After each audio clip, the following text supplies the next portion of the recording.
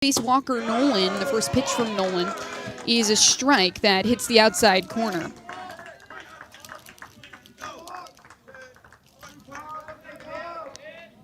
Big game for Carson-Newman to get back on the horse. The next pitch from Nolan is fouled up the right field side and out of play here at Anderson Memorial. Beautiful, beautiful day here in the Palmetto State in South Carolina. Probably about 65 degrees if I had to guess. No, I'm not a weather person, but I'll check for you. And Nolan kicks and fires the 0-2 to Green. It's high and away for ball one. 73 degrees. Geez, I underestimated. Beautiful day here in the first day of March down here in the southern United States. UV is out of 5, so if you're wanting to get out and tan, now might be a really good time to do it. 1-2 on the way to Green, and he hits a hard ground ball up the third baseline, but Denton dives to make the play, and Bullard misses Green on the tag. He beat out the throw. Good job by the freshman to go hard to the bag. And Maddox Green has a leadoff single here. Can't imagine they're going to call that anything else other than a leadoff single. And that brings up Braxton Smith, the center fielder. While we're at it, give you the defensive alignment for the Trojans as Nolan lines up his first pitch to Smith. It's outside low for ball one. From right to left in the infield, Ben Bullard is playing first base. He didn't play at all yesterday. Riley Matthews is the second baseman. Brooks Morrow, the shortstop who jacked the 3-run shot in the bottom of the fifth to put Anderson up, is at short. And Braxton Smith hits a chopper up the middle. Matthews steps on second and makes the throw in time to Bullard at first for the double play. So 2 down for this Carson-Newman lineup already here in the top of the first as Braxton Smith grounds into a double play. A little 4-3 unassisted action there. And that brings up Logan Floyd. Brooks Morrow at shortstop, Miles Denton, the third baseman, and then from left to right in the outfield is the first pitch to Floyd is a ground ball up the third baseline. It's a fair ball. It's going to keep curling foul, but Logan Floyd is making his way around second. And the throw skips in a couple of times, but Floyd was there well before. So leadoff, or should I say an opening inning double for Logan Floyd on the first pitch from Walker Nolan. And Carson-Newman now has had 2 base runners. Adams Fawcett in left, Zach Stover in center field, Braden Harrison in right. And it's Bradley Soto Diaz with the runner in scoring position to take the first pitch. He swings and misses at a high fastball. Dom Bello is behind the plate doing the catching, and Walker Nolan the starter here for the Trojans in this game 3 of this series. As Nolan kicks and fires the 0-1. This one is sky high and dipping out of play up the right field side. It hits the maintenance facility here at Anderson Memorial.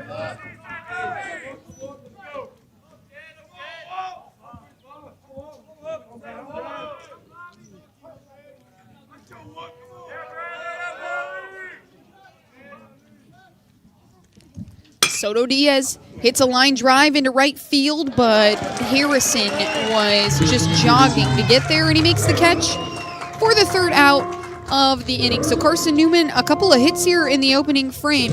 Can't bring any around to score, and we'll get our first look at Christian Henderson when we come back here on the Eagles Sports Network, the sophomore starter, trying to put together a quality start for the Eagles here on this beautiful Sunday. We'll be right back here on the Eagles Sports Network.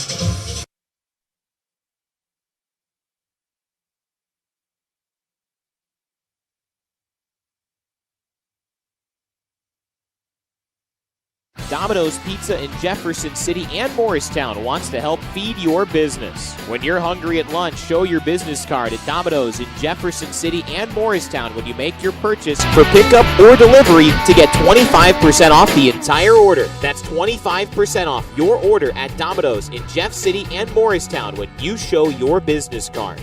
Call 865-471-6700 to get a pizza. Domino's, the official pizza of the Carson-Newman Eagles. In 2025, we celebrate 130 years of Carson-Newman athletics. Over the years, the teams at Carson-Newman have been known for their toughness and Christian spirit. Through the decades, teams and individuals playing at the highest levels have brought recognition for this little school on the banks of Mossy Creek. While we remember the past, we look towards the future. So join the Eagle Club today as we continue to support our athletes and coaches through funding and facilities. Talons up. Join the Eagle Club today. Visit seeaneagles.com/Eagle Club. Back with you here on the Eagles Sports Network for the bottom of the first after Carson-Newman puts together 2 hits in the top of the first, but can't bring any runners around after Braxton Smith grounded into a double play. And then Bradley Soto Diaz hit a line drive out to right field to end the frame and keep things scoreless for the Trojan starter Walker Nolan. Now we'll get our first look at the Eagles starter Christian Henderson, the sophomore, lining up for his 4th start of the season thus far, and needing to be strong here for this Eagle offense because this Trojan offense has challenged Carson-Newman right, left, and center. They've already dropped the first 2 games of this 3-game set, and the first pitch to Adams Fawcett from Henderson is a really good fastball that hits the back of the plate for strike 1.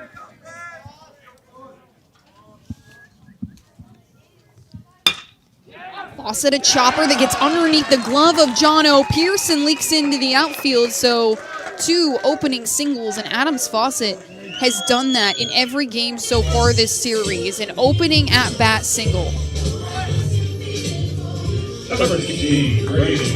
Just bounced right under the glove of John O. Pierce at shortstop, and Adams Fawcett is aboard at first. That brings up Braden Harrison. The first pitch from Henderson is a great breaking ball that comes across the plate and is a called strike after Harrison doesn't swing at it. Defensive alignment for Carson-Newman is what you would typically see in the infield, as Harrison skies one into left center field. Maddox Green is moving back, and it's over the wall.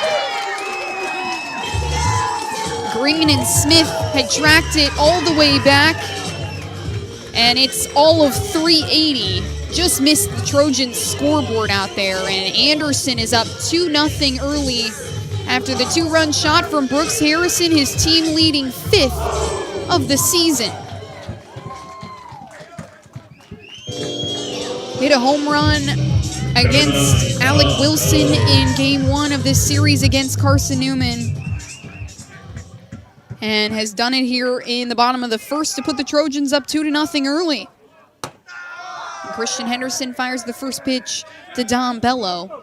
It's a ball that misses outside and low.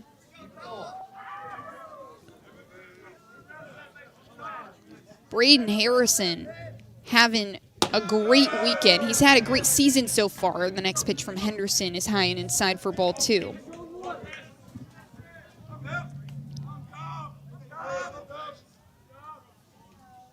Next pitch to Bello is in the zone and good for strike 1. It hit the lower half there. And here comes Henderson again on the 2-1. It's fouled back into the netting. So make it 2-2 to the catcher, Dom Bello. 5th home run of the season for Braden Harrison.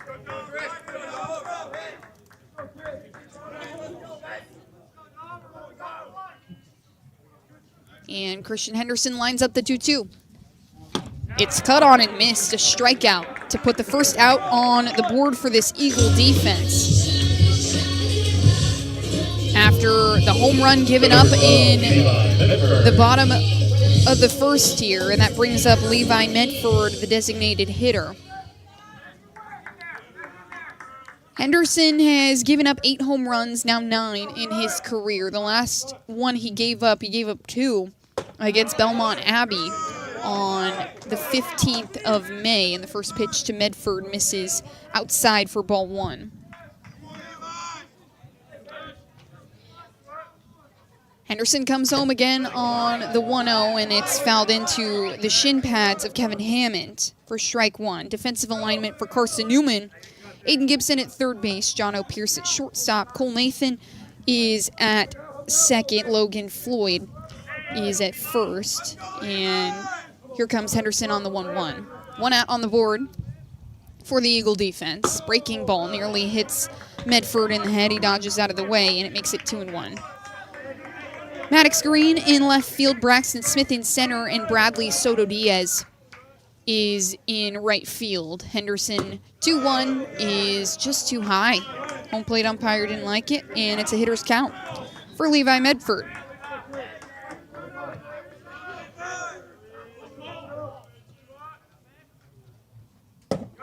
Good breaking ball from Henderson.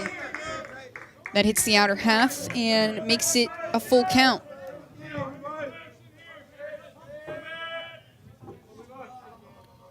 Henderson deals, and the breaking ball is high and away, so Medford will take his base after the Don Bello strikeout. The Trojans have another runner on, and Henderson matches his strikeout with a walk.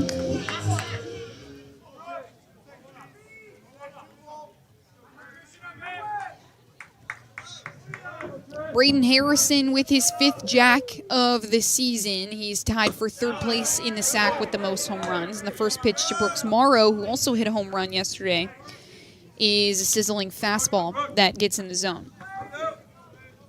Runner on first in Levi Medford, and Morrow put the Trojans ahead yesterday as Henderson goes back to Medford at first.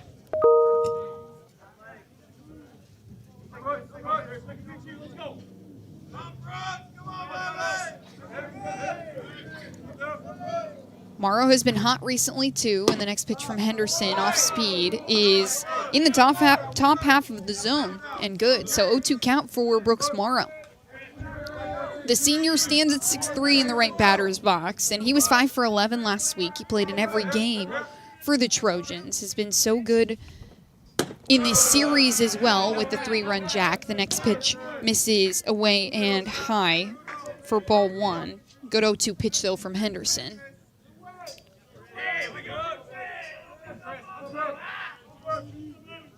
And here comes the 1-2. Swung on and missed. Good breaking ball from Henderson. And gave him 2 strikeouts to put 2 outs on the board for this Eagle defense. Brings up the 3rd baseman, Miles Denton. He is hitting 6th in this lineup today. Was hitting kind of in the 4-5 slot in the 2 games this earlier in the series. And now he goes in the right batter's box to face Henderson, but he'll go over to Medford at first before he throws any pitches to the 3rd baseman. So Denton slides down. Brooks Morrow, after his 4 RBIs in Game 2, gets slotted up 1. And Henderson nearly got Medford over there at first again. Has yet to throw a pitch to Miles Denton. And finally eyes him down to come home. The junior out of Brentwood, Tennessee, takes a swing at the first pitch. It's fouled up the first base side. Logan Floyd is trying to track it, and he can't see it with the positioning of the sun in this mid-afternoon game. So that'll fall foul, and Denton will step in for another pitch. Happy birthday. That should have been caught probably, but nonetheless, the junior out of Brentwood, Tennessee is the transfer from Roane State Community College. Played with John O'Pierce, who's playing shortstop for the Eagles here this afternoon. 0-1 is high from Henderson on the fastball and makes it 1-1. Runner still at first base. The Eagles defense has 2 outs.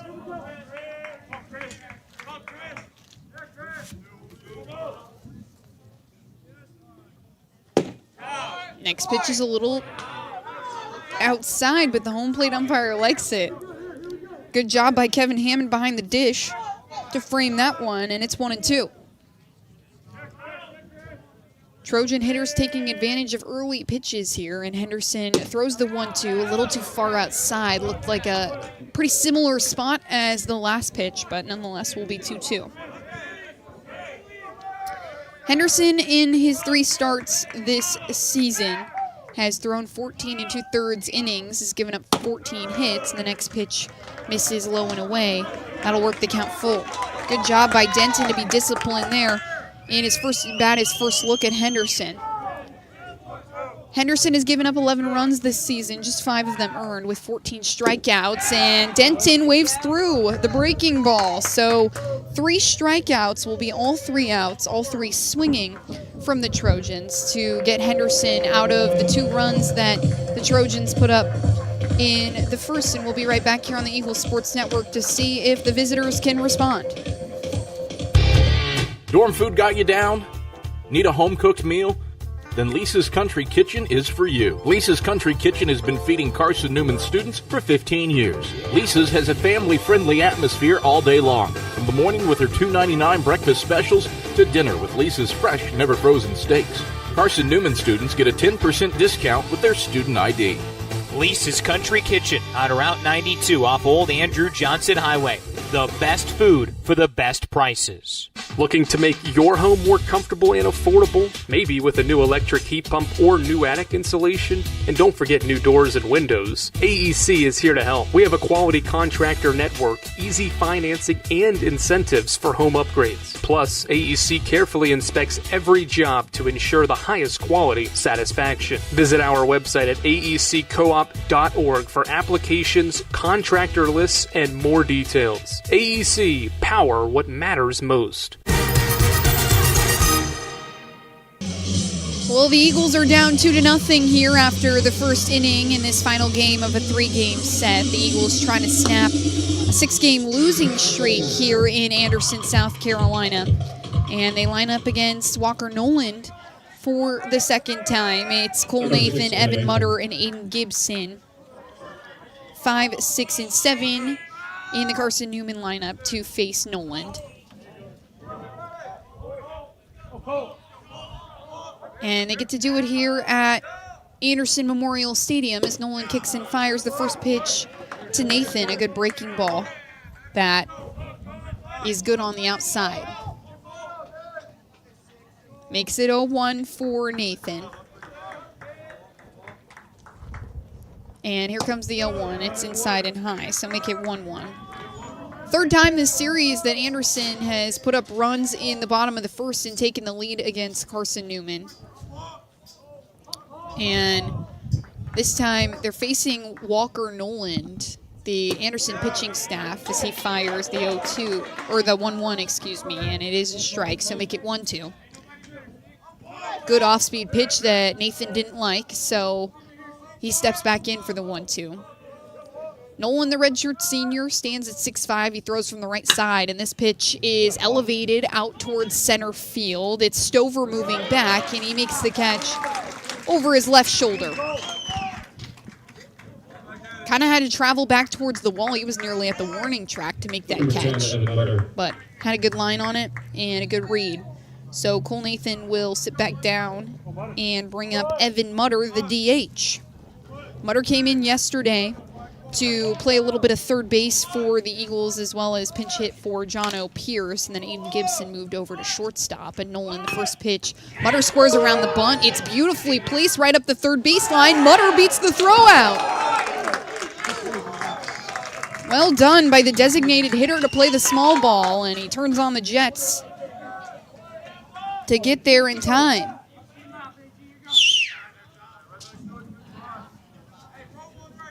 So Evan Mutter is safely at first, and that brings up the senior third baseman, Aiden Gibson, who accounted for one of Carson-Newman's few RBIs yesterday. Hit a really good line drive into right field to bring a couple runners around.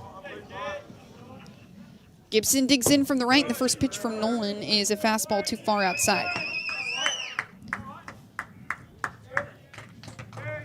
Nolan has made 5 appearances now here in 2026, this being his 5th, and has started all 4 of those games. 17 2/3 innings he's pitched, and the next pitch from him is a fastball right down Broadway that makes it 1-1. Has thrown 4 innings in 3 of his 4 starts, 2 2/3 against Tusculum in the loss, where he gave up 6 hits and 4 earned runs. And Nolan goes over to Mutter at first. Doesn't get him, and will reset to face Gibson. He's working with a 1-1 count, 1 out on the board and a runner at first, so 1's all across for number 21.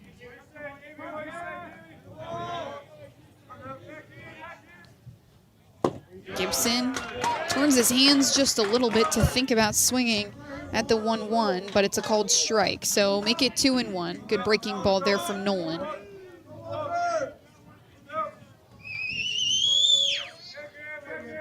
Nolan has given up 28 hits in his 4 appearances and has already given up a pair to Carson-Newman. And a third there with the Evan Mutter bunt. So allowing contact and not too many strikeouts, just 13 on the season. 1-2, and Nolan goes back to Mutter again for the second time, checking him and just making sure he's staying put. Wind is blowing from left to right and kind of in towards the Anderson dugout on the first base side. 1-2 on the way. Gibson fouls it back and into the parking lot here at Anderson Memorial. This stadium is over 50 years old, was founded back in 1970, and was home to the Anderson Braves, the high A affiliate of the Atlanta Braves. What is now the Rome Emperors, who play in Rome, Georgia, high A affiliate of the Atlanta Braves still.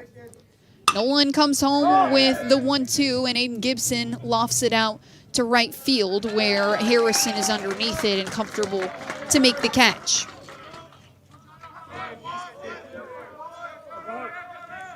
Brings up the shortstop, Jono Pierce. Struggled to put hits together here in 2026 after he transferred over from Roane State, where the third baseman Miles Denton came from as well. Those two teammates back just a year ago, now playing on opposing clubs. And the first pitch from Nolan to Pierce is an off-speed outside corner and well placed for strike 1.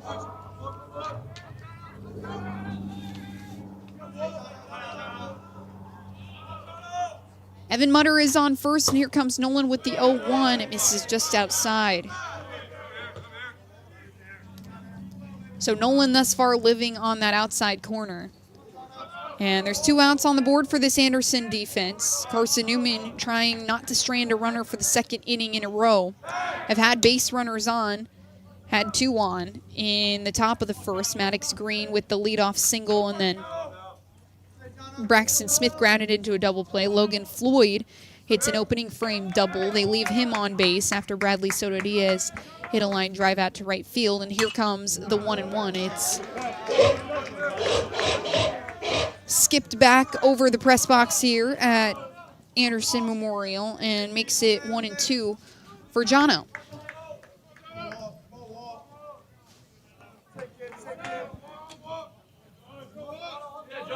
Didn't play in game 2 of this series against Anderson as Nolan goes over to Mutter again. Trying to control him there. He's got about a 3-stride lead off of first base, probably all of 7-8 feet. And breaking ball misses the zone to make it 2-2. Tom Griffin wanting to see a couple more walks out of his squad today, being selective from these Anderson pitchers after both of the starters yesterday for the Trojans, just complete gems. 7 innings or 8 innings from Caleb Owens, and then 7 innings from Cole Davis. And the 2-2 got him looking. That'll retire the side, and Jono Pierce goes down on strikes. Walker Nolan gets his first strikeout of the afternoon. And Carson-Newman strands a runner for the 2nd inning straight. And we'll be right back here on the Eagle Sports Network, where the Trojan Bats take over. Zach Stover, Ben Bullard, and Riley Matthews, 7-8-9. When we come back. We love love to cheer for our home teams, like the Eagles. It means more when we're rooting for the people we know. Did you know Tri-Lite is your home team internet provider? We're right here in Jefferson City, serving the people we know with our ultra-fast, ultra-reliable fiber broadband network. And we'd love to serve you. Learn more at trilite.net or by calling 833-847-0824. Go Eagles! How do you know you're in a community, not just a town? Well, strangers smile as they walk by. They refill your coffee without you asking. And when you ask directions, people offer to walk you there. Communities give more. The way you know when you walk into First Bank that you are in a real community bank. Great products, direct access to your local bankers, and relationships that can last a lifetime.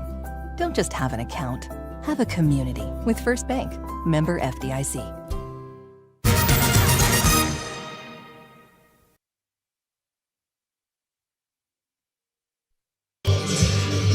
Christian Henderson back to work for inning number 2. Carson-Newman trails the Trojans by a score of 2-0 after Anderson puts up 2 runs thanks to the 2-run shot by Braden Harrison in his first at-bat facing Henderson.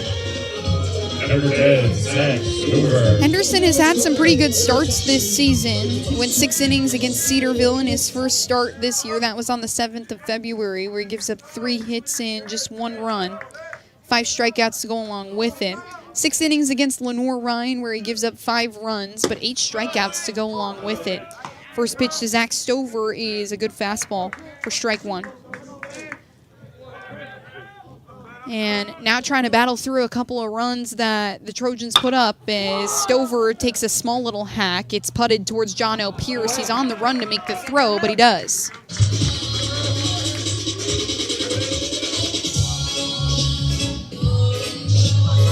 So 1 away for the Carson-Newman defense, and that brings up Ben Bullard, the first baseman. Didn't play yesterday. So this is Carson-Newman's first look at the first baseman. Dylan Dampier was the first baseman yesterday, and after he had a struggling day at the plate, first pitch from Henderson misses outside to make it 1-0.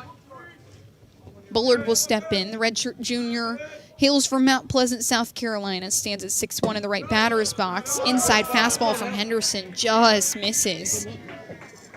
Kevin Hammond held it there for a good amount of time, wanting to see if the umpire was going to change his mind, but he does not. So it'll remain a 2-0 count. 1 out on the board for Carson-Newman. And next pitch is a good breaking ball.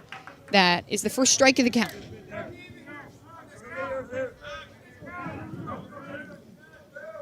Has started in 13 games and played in 13 games, this being his 13th. And Henderson misses high on the fastball again. So hitters count for Ben Bullard in his first look at Henderson. Played in 2 games against the Tusculum Pioneers, was 1 for 7 in those games against Tusculum, and here comes the 3-1. It's a breaking ball that's blooped softly up the right field line. Logan Floyd's on his horse, but he can't get there before it bounces and hits the fence just next to the Trojan bullpen. So a full count now for Ben Bullard. Bullard, a .313 hitter this season. That's the 3rd best batting average on this team. He's hitting 8 in this Trojan lineup. PJ Zochi happy with his production, and Bullard fouls another one towards the Carson-Newman dugout this time. So 6 pitches in this at-bat so far, and pitch number 7 coming up.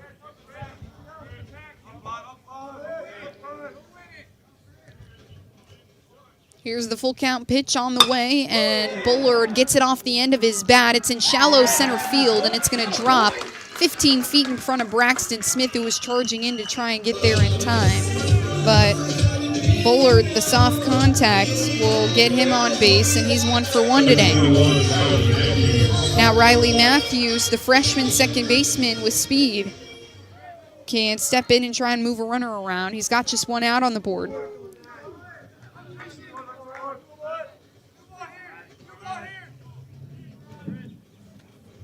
And Matthews takes the first pitch from Henderson, breaking ball that stamps the inside corner for strike one.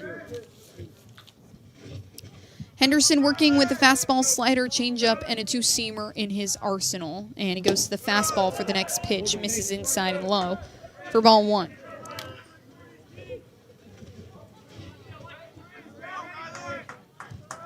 Matthews, the freshman, coming from Waxhaw, North Carolina. That's where Drew Fletcher, who plays for the Eagles, is from as well. We might see him a little bit later today. Henderson misses with the breaking ball well in the other batter's box, but Hammond a good job to keep it in front of him and makes it a 2-1 count on Matthews.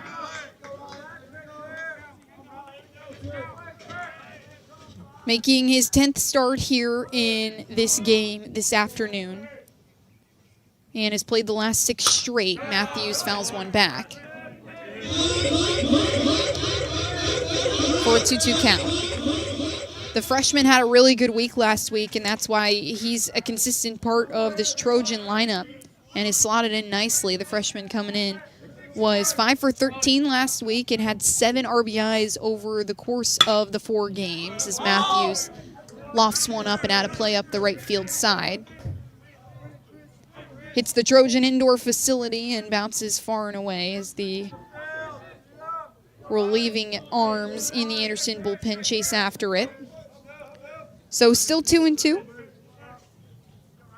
6th pitch of the at-bat doesn't come yet because Henderson goes over to Bullard at first.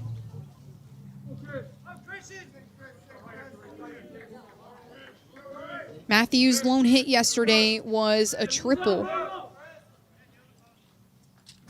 And he lines up against Henderson. Nope, Henderson back to Bullard.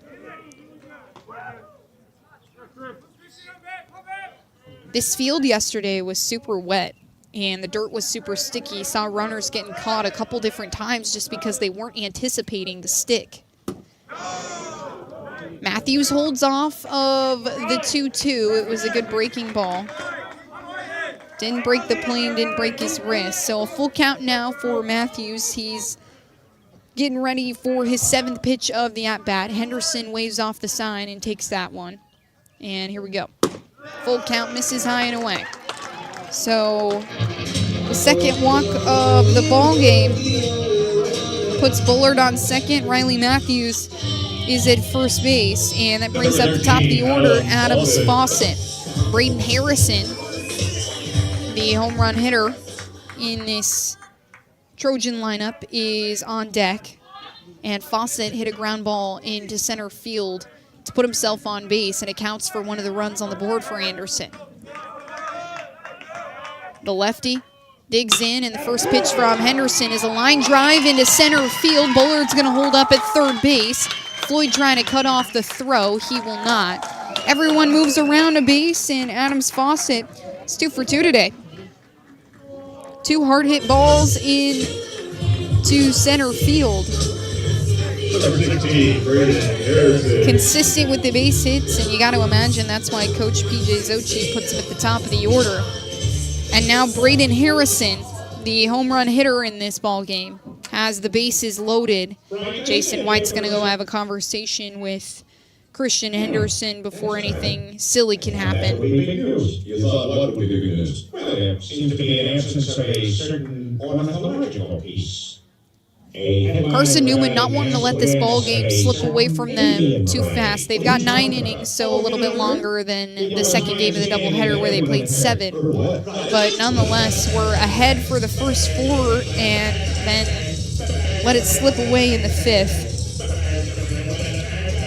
Trying to get back in the win column. They're 8-8 on the season, have had a really good non-conference schedule.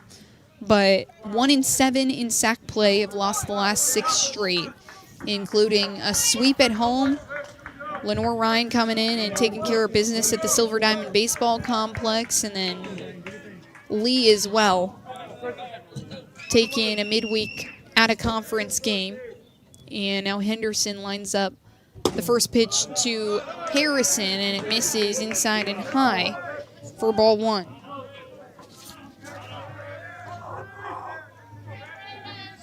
Harrison tied for 3rd in the sack in home runs. And the next pitch from Henderson is a good fastball. commanded to the outside corner. So 1 strike and 1 ball with 1 out on the board. The bases are juiced for the Trojans. And Henderson trying to work out of a jam here. Next pitch is a fastball that misses too low. And it's 2-1.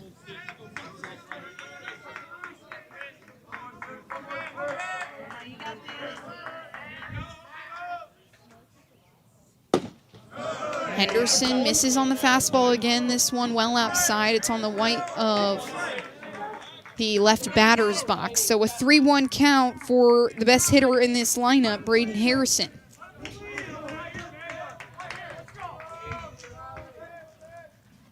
Breaking ball, top of the zone is good, so make it full. Bases are loaded, and Harrison, who was 1 for 4 yesterday, his only hit was a home run, and has done the very same here on this beautiful Sunday. Payoff pitch on the way, and Harrison elevates one up to left field. Maddox Green is moving in. He lost his hat. He makes the catch, and Ben Bullard is 2 steps off of third, but he ain't going to come home. So good job by Maddox Green, and Ben Bullard respecting his arm. He'll stay planted at third base. Bullard is at third. Riley Matthews is at second, and Adams Fawcett is at first. So Matthews and Fawcett with speed, and that brings up Dom Bello. Catcher had a couple of RBIs of his own yesterday. Bello was one of the hardest outs in this Trojan lineup yesterday. 3 for 6 across the 2 games and had 3 RBIs as well. Henderson fires a breaking ball that's in the upper half of the zone. 2 outs on the board for the Carson-Newman defense. They're trying to get out of this one scoreless, but it's a tall task with the bases loaded. Henderson comes home with a fastball and misses low and away. So 1-1 count for the catcher, Dom Bello. Bello gets on base about 41% of the time and was on base 50% of the time yesterday. And the next pitch from Henderson misses high and away. So 2 balls and 1 strike on the catcher, Dom Bello. Bello struck out in his first at-bat.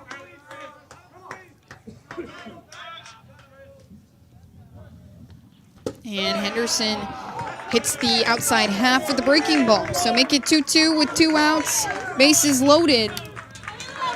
And a big pitch here for the confidence of Christian Henderson, or the confidence of this Anderson offense. Here it comes. It's chopped up the first base side. Logan Floyd reads the bounce off the base well, and he'll tag the bag to get Carson-Newman out of this one. So Anderson still leads 2-0, but Carson-Newman works themselves out of a jam. And we'll be right back here on the Eagles Sports Network to see if Kevin Hammond, Maddox Green, and Braxton Smith can do any damage against Walker Nolan. At InterDigital, we strive to be a leading provider of cutting-edge digital and marketing solutions. At InterDigital, we want to help our clients find success. Our team of technology gurus work together to ensure InterDigital continues to progress forward as technology advances. At InterDigital, we make technology work for you. Visit interdigital.com for IT support, web development, virtual tours, graphic design, internet marketing, mobile app, and film production services. InterDigital, laser focused on your success. Hey Eagle fans, check out the Eagle Shop, the official store of the Carson-Newman Eagles. Located in the MSAC Grand Hall, the Eagle Shop has all your Carson-Newman apparel, from brands like Nike, Columbia, and Comfort Colors. The Eagle Shop has all your gifts, gear, and accessories. Can't make it in person? Visit eagleshop.cn.edu. That's eagleshop.cn.edu for all your Carson-Newman clothing needs. It's halftime. We'll head back to the arena for the Eagles Shop halftime report in 60 seconds. This is the Eagles Sports Network. Serving East Tennessee for 40 years, Magaha Electric is the perfect choice for all your electrical projects. Magaha Electric specializes in commercial, retail, manufacturing, residential, and industrial contracting needs. Magaha Electric can provide superior service, technical know-how, and realistic budgeting for any size project in a timely, cost-effective manner. Visit MagahaElectric.com for all your electrical contracting needs. Magaha Electric, your East Tennessee electrical contracting source. AEC is a distributor.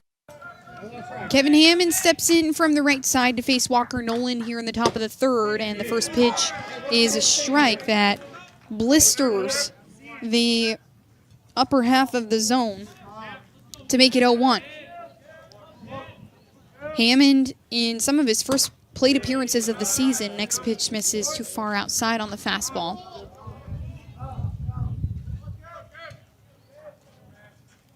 And the catcher trying to get his first hit of the season with Carson-Newman as he fouls one up the right field side. So make it a 1-2 count for the catcher. 10 games this season with Carson-Newman. Transferred over from Lipscomb just a season ago. Spent 2 seasons there and redshirted in 2024. And here comes the 1-2. It's high and inside on Hammond. Make it a 2-2 count. Has been subbed in a lot to catch and gets the start here today behind the dish. 2-2 on the way. It's outside and a good take from Hammond to work the count full.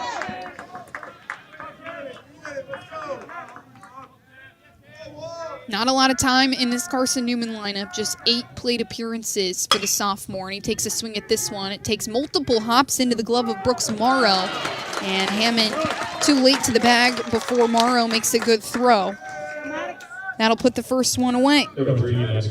Brings up Maddox Green, the left fielder, who is 1 for 1 today. Hit a line drive out to left field, up the left field line in his first at bat. Green has been just an on-base machine for Carson-Newman, reaching base about 47% of the time. He takes the first pitch, but a good off-speed that is guided to the outside corner by Nolan is strike 1.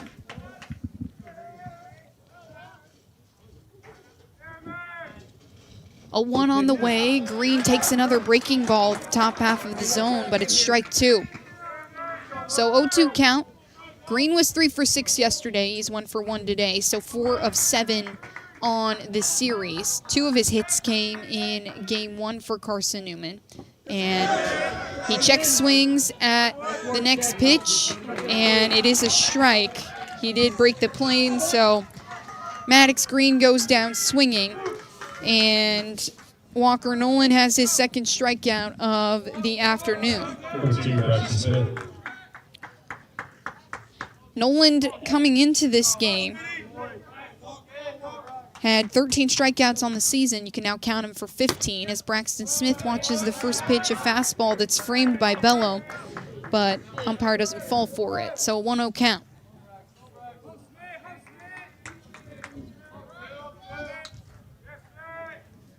On the way. Smith fouls one to the right side of the field, and it rolls down the berm just past the bleachers here at Anderson Memorial.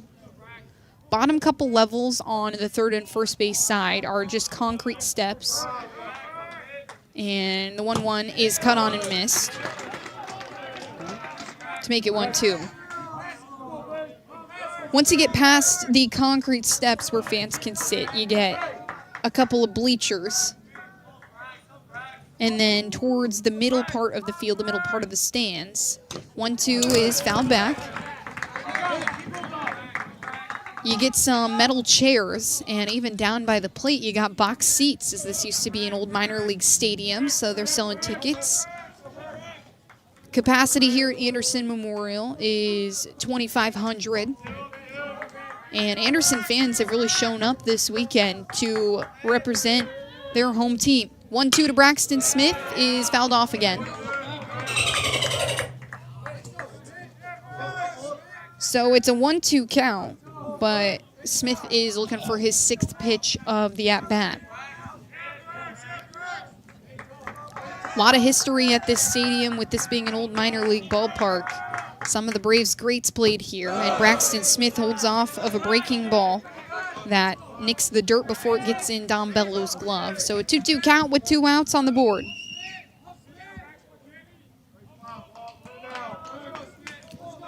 Carson-Newman loves to have Braxton Smith on the bases with so much speed. 2-2 is delivered, and it's a hard ground ball right to the glove of Miles Denton. Skipping throw is scooped by Bullard, and the Anderson dugout loving that one.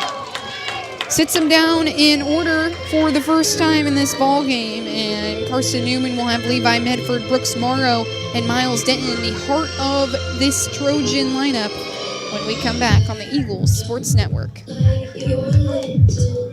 We love to cheer for our home teams, like the Eagles. It means more when we're rooting for the people we know. Did you know Tri-Lite is your home team internet provider? We're right here in Jefferson City, serving the people we know with our ultra-fast, ultra-reliable fiber broadband network. And we'd love to serve you. Learn more at trilite.net or by calling 833-847-0824. Go Eagles! How do you know you're in a community, not just a town? Well, strangers smile as they walk by. They refill your coffee without you asking. And when you ask directions, people offer to walk you there. Communities give more. The way you know when you walk into First Bank that you are in a real community bank. Great products, direct access to your local bankers, and relationships that can last a lifetime. Don't just have an account. Have a community with First Bank. Member FDIC.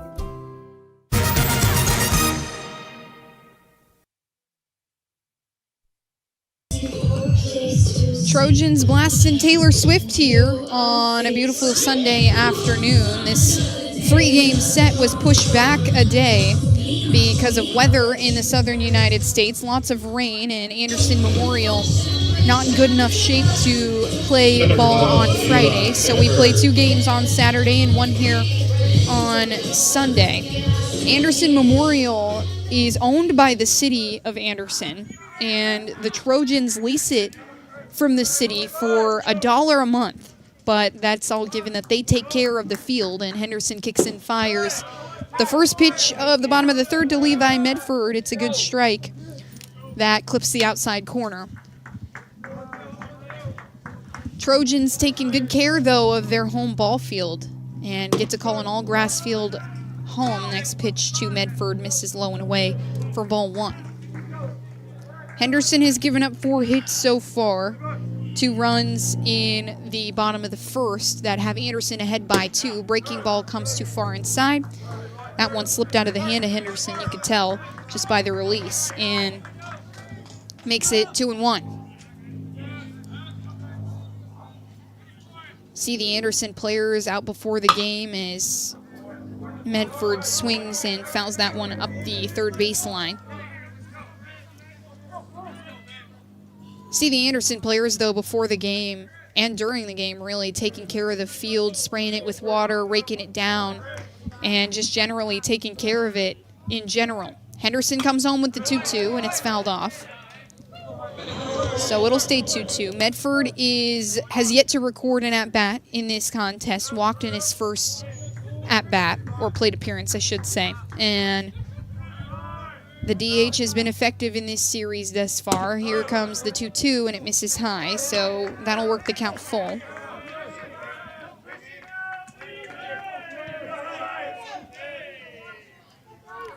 Medford, the grad student. Here comes the payoff pitch, and it's fouled off, curling over the right field fence. Good battle here from Henderson and Medford. Medford worked the count full in his last at-bat as well.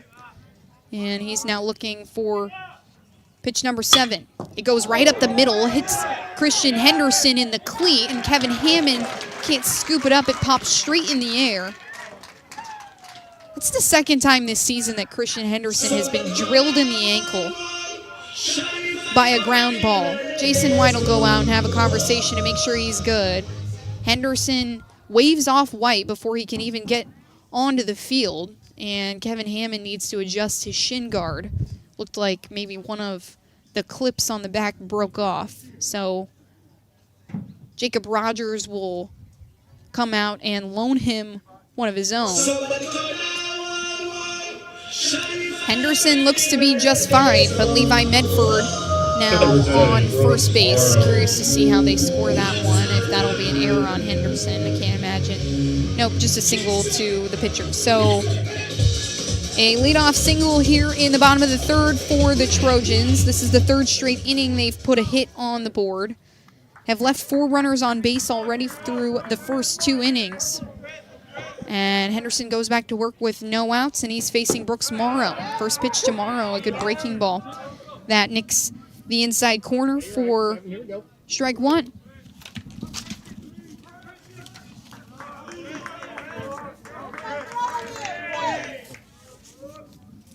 Henderson eyes him down, and the 0-1 comes too far inside. Oh, it nicked the elbow guard of Morrow. Umpires are going to have a conversation about that one. Morrow pretty much instantly took off towards first base. It did kind of sound like it nicked his elbow guard, but I don't think anyone on the officiating crew was entirely convinced that it did. It will be a hit by pitch, so Henderson has now given up 3 freebies in this ball game.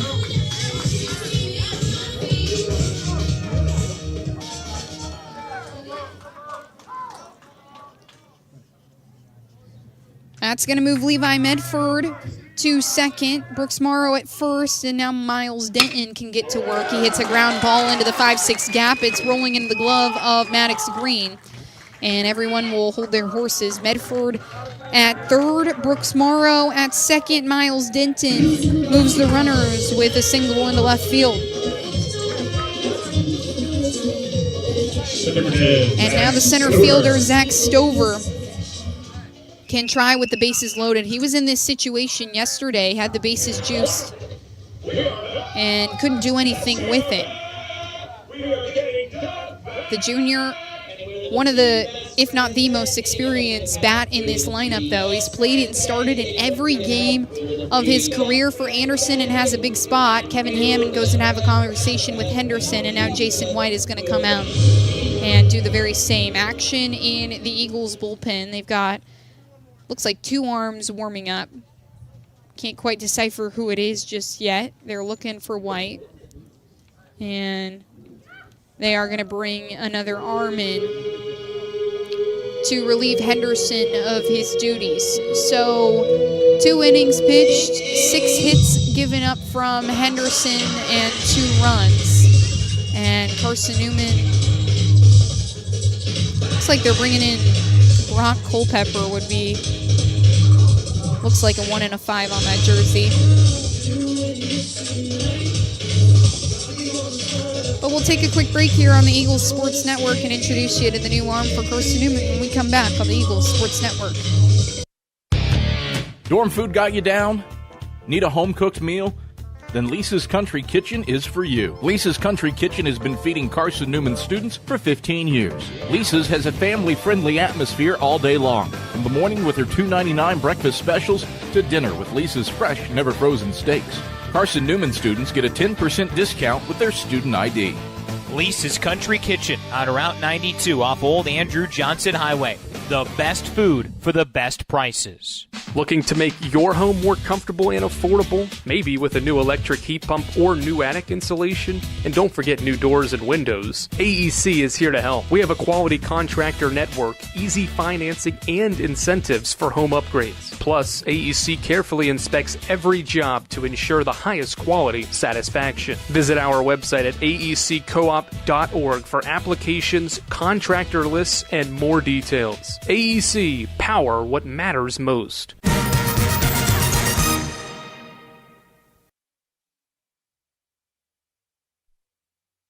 It is Brock Culpepper to step up and take over duties for Carson-Newman. He threw an inning yesterday, and the Eagles have gone back to this arm, this experienced senior arm over and over again throughout the season. They did this against Lincoln Memorial where they had him go back-to-back games as well, and he gets to go back-to-back here in this series against Anderson. Threw at the tail end of Game 2 yesterday, an inning with no hits, no runs, but nonetheless a loss for Carson-Newman in that game. And Culpeper is going to try and extend for a couple after Christian Henderson goes for just 2 innings. The bases are loaded. There's nobody out. And it's Zach Stover, the center fielder, who is over 1 today, hit a ground ball to John O. Pierce in his first at bat. Pierce is cheating towards second base. And here comes Culpeper home with the first pitch. He's fouled off towards the parking lot and misses all of the Anderson players' vehicles, thankfully. So a 1-0 count, and the umpire wants a conversation with Culpeper. Checking to make sure everything that he had in his pockets was of regulation. Wind's starting to blow a little harder here in the Palmetto State. Blowing straight out towards center field. Almost encouraging Zach Stover in this moment. 0-1 count, and Culpeper goes to the fastball outside and low for ball 1.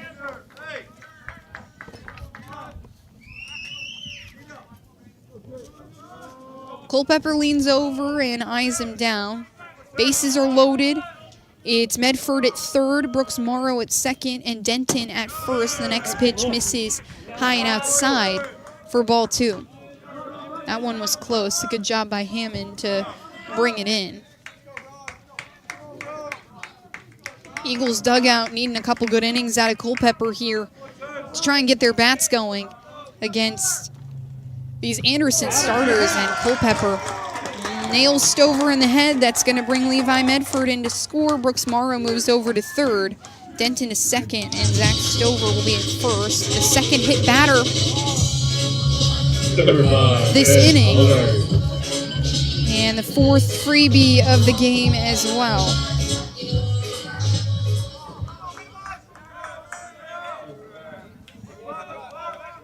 Brings up Ben Bullard, the first baseman. Bullard is 1 for 1 today. Hit a line drive out to center field in his first at bat in the bottom of the second. And he makes contact with the first pitch. It's up the right field side and in the Trojan bullpen. Soto Diaz tracking it to the right field line. So 0-1 count now for Bullard. Worked the count full in his first at bat.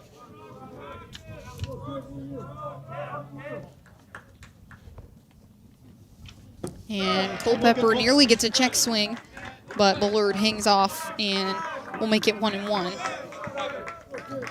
Culpeper over his career has thrown 92 2/3 innings for Carson-Newman. Has a career ERA of 7.46. And the next pitch to Bullard misses low and away, same spot to make it 2-1. Has gone multiple innings in 3 games this season, 2 1/3 against Cedarville, 3 innings against Alabama Huntsville. And the next pitch from Culpeper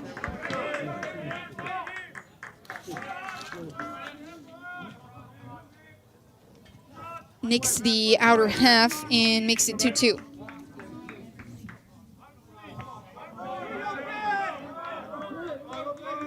Bases loaded. No outs on the board for the Carson-Newman defense, and Bullard waves through one.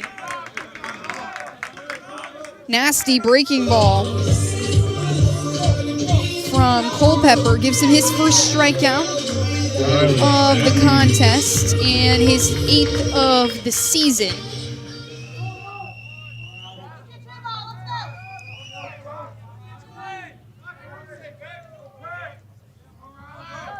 And he now faces Riley Matthews for the first time. Matthews walked in his first at bat. He's got the bases loaded. And the first pitch from Culpeper fires it back to that outer half and makes it 0-1. Next pitch is low and away on the breaking ball, so 1-1 count on Matthews.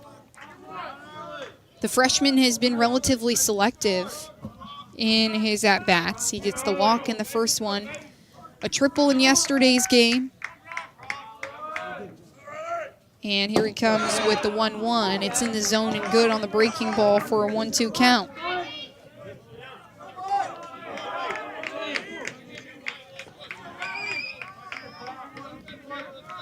Culpepper trying to work his way out of a jam. The second inning in a row, the Eagles have been in a jam. They're currently down 3-0 over Anderson, and Riley Matthews waves through one. Culpepper with back-to-back strikeouts to put 2 outs on the board for the Eagles.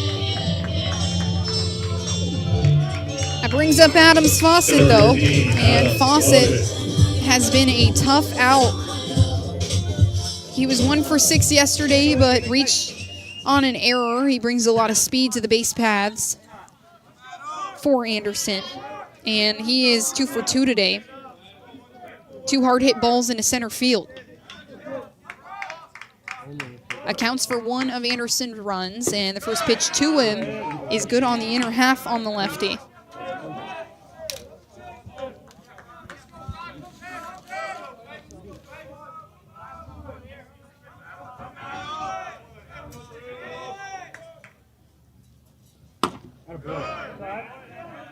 Culpepper back to the outside, and he misses.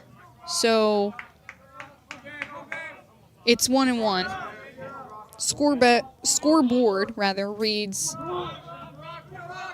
2-0, but it is a 1-1 count with 2 outs on the board. And this is a soft chopper up the first base side. Logan Floyd gloves it down and steps on first. So the Eagles get out of a relatively big jam for the second inning in a row. They allowed just 1 to come in and score.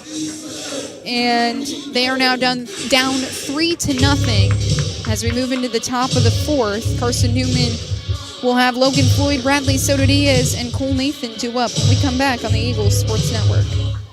We love to cheer for our home teams, like the Eagles. It means more when we're rooting for the people we know. Did you know Tri-Lite is your home team internet provider? We're right here in Jefferson City, serving the people we know with our ultra-fast, ultra-reliable fiber broadband network. And we'd love to serve you. Learn more at trilite.net or by calling 833-847-0824. Go Eagles! How do you know you're in a community, not just a town? Well, strangers smile as they walk by. They refill your coffee without you asking. And when you ask directions, people offer to walk you there. Communities give more. The way you know when you walk into First Bank that you are in a real community bank. Great products, direct access to your local bankers, and relationships that can last a lifetime.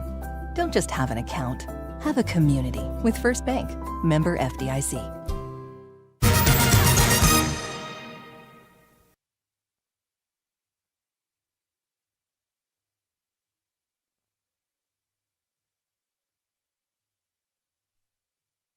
Back here on the Eagles Sports Network, where Walker Noland will go back to work against this Eagles lineup, but he has a tough part to face. Logan Floyd, Bradley Soto Diaz, and Cole Nathan are due up, starting with the All-SAC first baseman and the preseason All-SAC first team selection, who led Carson-Newman in hits and runs last season and RBIs as well, and leads in all those categories again this season. He's 5th in the SAC in batting average, and the first pitch to him is floated high in the air up the third base side, and it's going to be out of play as Denton tracks it all the way over the Eagles dugout to make it an 0-1 count. Floyd was 1 for 7 yesterday with a walk, and in this game is 1 for 1. Hit a hard ground ball up the left field line for an opening frame double. He eventually would get stranded on first base. Here comes the 0-1. It's a hard hit ground ball to the shortstop. It takes 1 hop into Brooks Morrow's glove, and he makes the play on time for out number 1.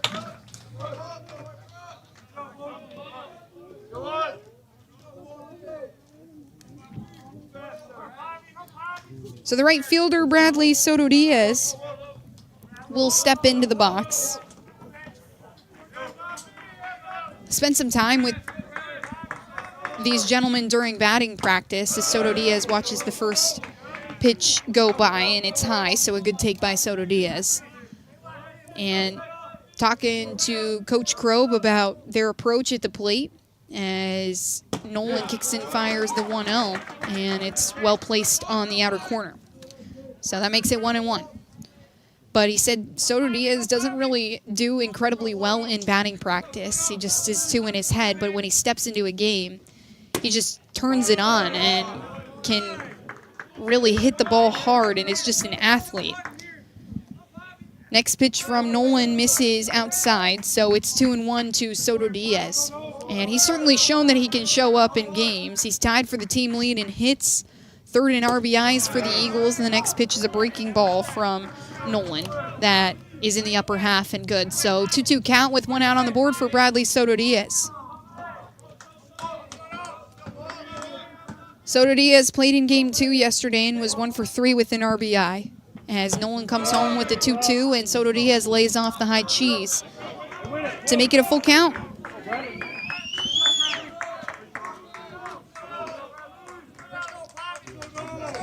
Soto Diaz lined out to right field in his first at-bat with Logan Floyd on second. And he holds off of an outside fastball, and he'll take his base. The first walk given up by Walker Noland. And the Eagles can now work with a runner on.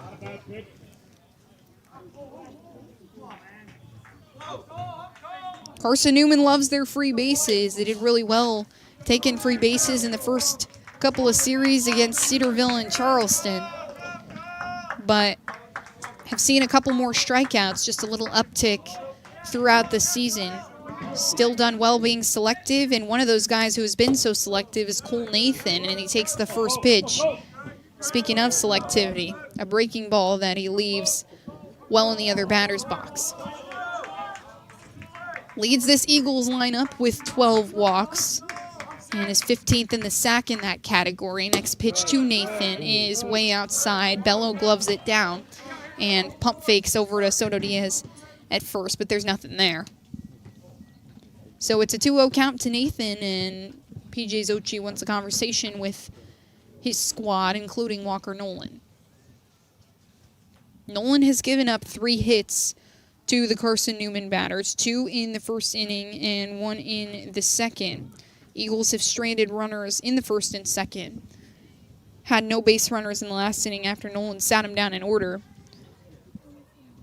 And they work with a runner on base. Umpire comes out to make sure that everything is going according to plan up there on the pitcher's mound. Carson-Newman really trying to dig out a win here in this ball game. Their 1-7 start to sack play is the worst start to league play since 2009, and are trying to get on the board after they were projected 3rd in the sacks preseason poll, and haven't been able to find the magic. Did really well in the opening series. They started off with 6 straight wins. Then they dropped 2 out of 3 against LMU. They come back and win a midweek game against Alabama Huntsville, and have now lost the last 6 straight. 3-game sweep from LR, a loss over Lee at home, and 2 losses to Anderson here in this series. Next pitch to Nathan is a good breaking ball that is guided outside and low, but in the zone, and makes it a 2-1 count for Nathan. He's got Bradley Soto Diaz on first. Soto Diaz leads this Eagles lineup in stolen bases. He shuffles off the bag, and Cole Nathan lofts one out to right field. Harrison settles underneath it and gets his paws on it for the second out of the inning. Evan Mutter, the DH, will step in. He reached base in his first at-bat on a beautiful bunt that was to the left side of the infield and used his speed to get on base.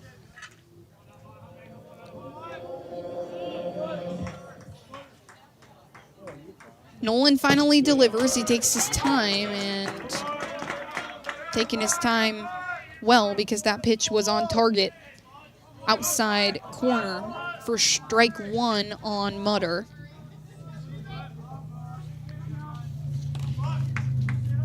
And here comes the 0-1. Mutter, a soft little blooper that's falling in the Bermuda Triangle, but Brooks Morrow is underneath it to make the catch, and that'll be the inning. So a base runner left on for Carson-Newman for the third time in 4 innings, and they're still down 3-0 against the Trojans. We'll be back here on the Eagles Sports Network to watch Brock Culpepper head back to work. Dorm food got you down? Need a home-cooked meal? Then Lisa's Country Kitchen is for you. Lisa's Country Kitchen has been feeding Carson-Newman students for 15 years. Lisa's has a family-friendly atmosphere all day long, from the morning with their $2.99 breakfast specials to dinner with Lisa's fresh, never-frozen steaks. Carson-Newman students get a 10% discount with their student ID. Lisa's Country Kitchen on Route 92 off Old Andrew Johnson Highway. The best food for the best prices. Looking to make your home more comfortable and affordable? Maybe with a new electric heat pump or new attic insulation? And don't forget new doors and windows. AEC is here to help. We have a quality contractor network, easy financing, and incentives for home upgrades. Plus, AEC carefully inspects every job to ensure the highest quality satisfaction. Visit our website at aeccoop.org for applications, contractor lists, and more details. AEC, power what matters most.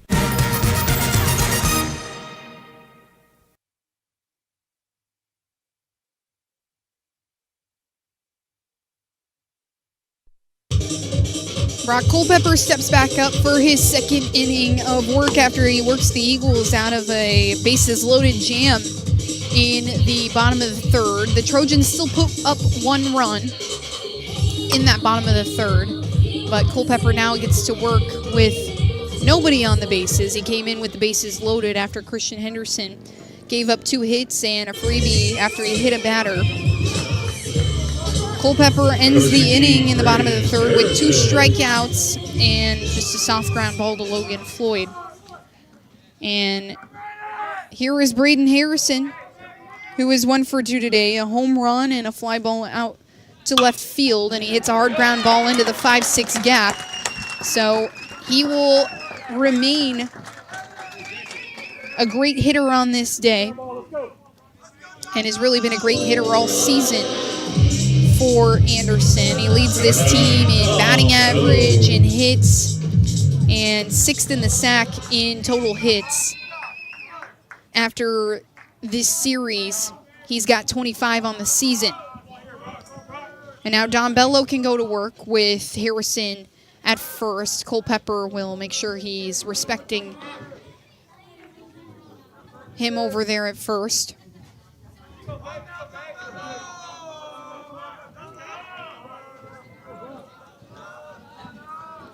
Bello is 0 for 2 today, but he's going to have a base hit here as he knocks one into left center. It's scooped up by Braxton Smith. Harrison will hold up at second, and 2 hits right off the rip here in the bottom of the 4th puts runners at first and second for the Trojans offense. This Anderson offense averages 10.5 runs per game. That's tied for the lead in the South Atlantic Conference, and have done well in pretty much every offensive category this season. Earlier in the year against Davis and Elkins, they broke the school's record for runs in a game with 30. Levi Medford digs in from the right side.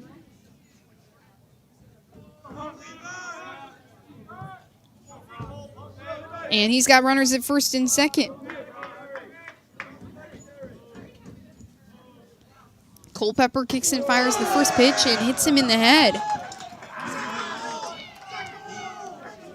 Second free base for Medford. And that's the second batter, actually, that Brock Culpepper has hit in the head in this contest.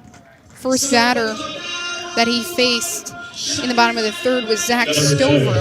And the breaking ball just kind of falls out of his hand and hits the top of the helmet of Stover. It did the very same with Medford just there. So the base is now loaded for Culpepper for the second time in this ball game. Medford is at first, Don Bello at second, Braden Harrison at third.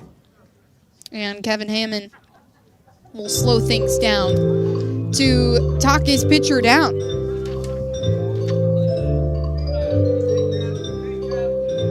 Carson-Newman's pitching staff has posted a 5.13 earned run average this season. That's third best in the SAC, and now Jason White will come out and have a conversation with the entire infield. Action in the Eagles bullpen. It looks like maybe McCain Mangum out there warming up, and they are going to bring in, no, it's Eli Norris, in fact, the right-handed senior that will come in relief for Brock Culpepper. So the third different arm for this Eagle defense, and we'll take a quick break here on the Eagles Sports Network to let him get loose, and we'll come right back. Stay with us on the Eagles Sports Network. We love to cheer for our home teams, like the Eagles. It means more when we're rooting for the people we know. Did you know Tri-Light is your home team internet provider? We're right here in Jefferson City, serving the people we know with our ultra-fast, ultra-reliable fiber broadband network. And we'd love to serve you. Learn more at trilight.net or by calling 833-847-0824. Go Eagles! How do you know you're in a community, not just a town? Well, strangers smile as they walk by. They refill your coffee without you asking. And when you ask directions, people offer to walk you there. Communities give more. The way you know when you walk into First Bank that you are in a real community bank. Great products, direct access to your local bankers, and relationships that can last a lifetime. Don't just have an account. Have a community with First Bank. Member FDIC.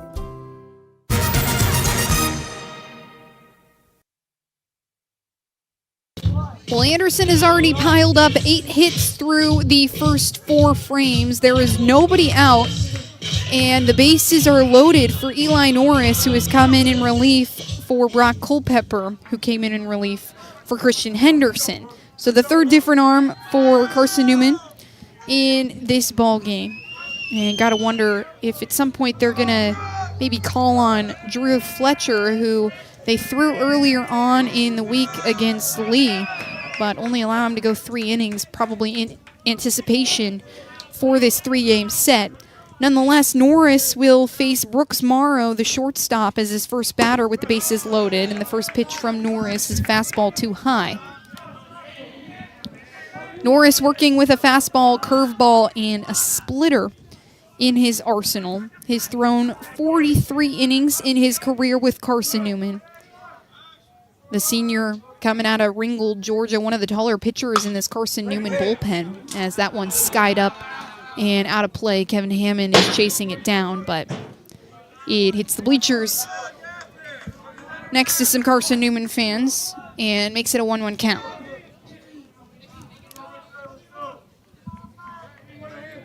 So a sophomore starter for the Eagles and then 2 senior relievers to come in and try and extend a couple innings.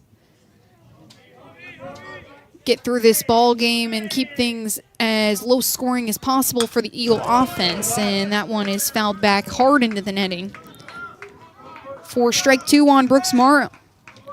Morrow is 0 for 1 today, a strikeout in his first at bat, and it was hit by a pitch last time around to reach base.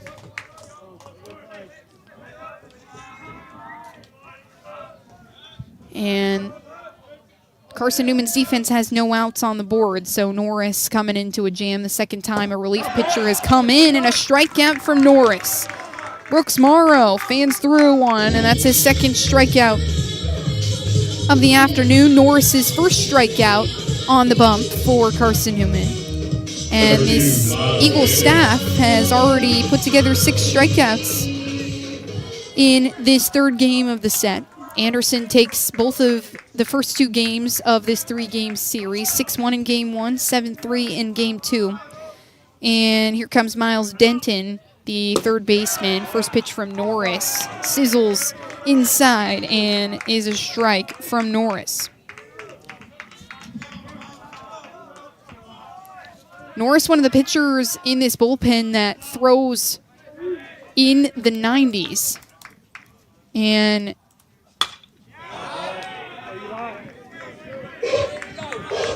Denton fouls that one back to make the count 0-2.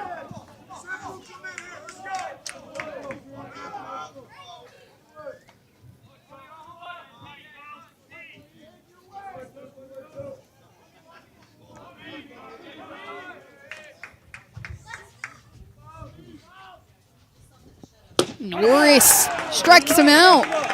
Make it number 2 for the senior. And the 7th strikeout of the afternoon for the Carson-Newman Arms.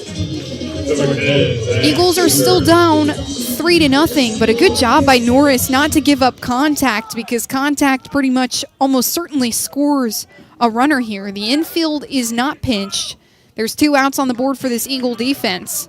And Zach Stover, the center fielder, who is 0 for 1 today, he was hit by a pitch in his last at bat by Brock Culpepper. This is his first look at Norris, and he fouls the first pitch back. Back-to-back strikeouts for the senior Norris. He's someone who lives off strikeouts. In his 6 appearances this season, he's thrown 9 strikeouts. A 1.42 ERA for the senior this season. And with the 2 strikeouts today, has 11. Norris fires another one right in the zone, and Stover kind of dodges out of the way. It was a beautiful fastball right down the middle. Stover now hugging the line. 0-2 count. Norris looking for strikeout number 3. Bases are juiced, and it's too high. That's a great 0-2 pitch, though. Trying to get Stover to go on basically the same pitch that he's got him looking at the last 2.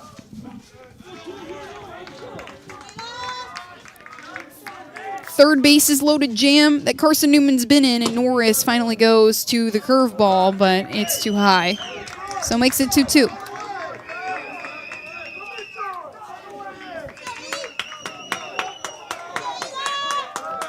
Carson-Newman coaches saying Eli Norris makes your heart race. This is definitely a heart-racing situation. The Eagles down 3-0, and here comes the 2-2.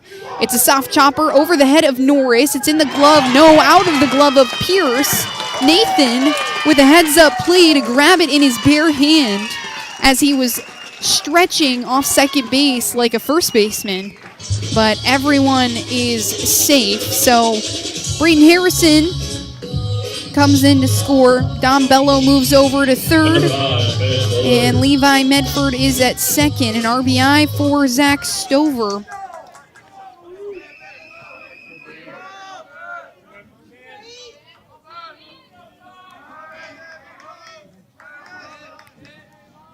And that brings up Ben Bullard. Bullard watches the first pitch from Norris, and it's a strike. So an 0-1 count. Norris getting ahead early in his counts thus far.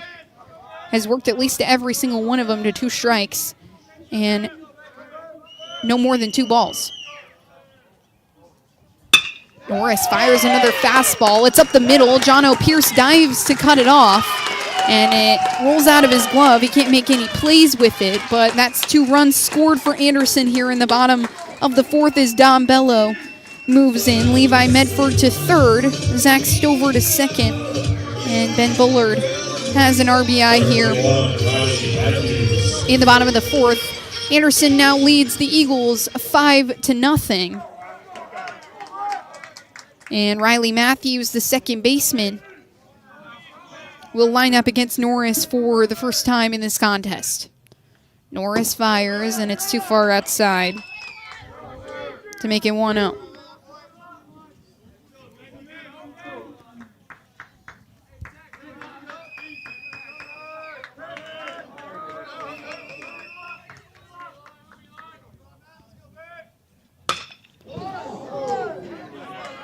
A rip into the Carson-Newman dugout will make the count 1-1 after Riley Matthews fouls that one off. Norris has given up 2 hits in this contest, back-to-back after back-to-back strikeouts. Brooks Morrow and Miles Denton go down swinging, and then Stover and Bullard get 2 singles to go that bring Harrison and Bello in to score. And Matthews waves through the next pitch from Norris to make it 1-2. Bases are still loaded, 2 outs on the board for Carson-Newman's defense. And Norris trying to keep things manageable. It's a 5-0 ball game, and here comes the 1-2. It's swung on and missed. Strikeout number 3. Eli Norris does it all himself, and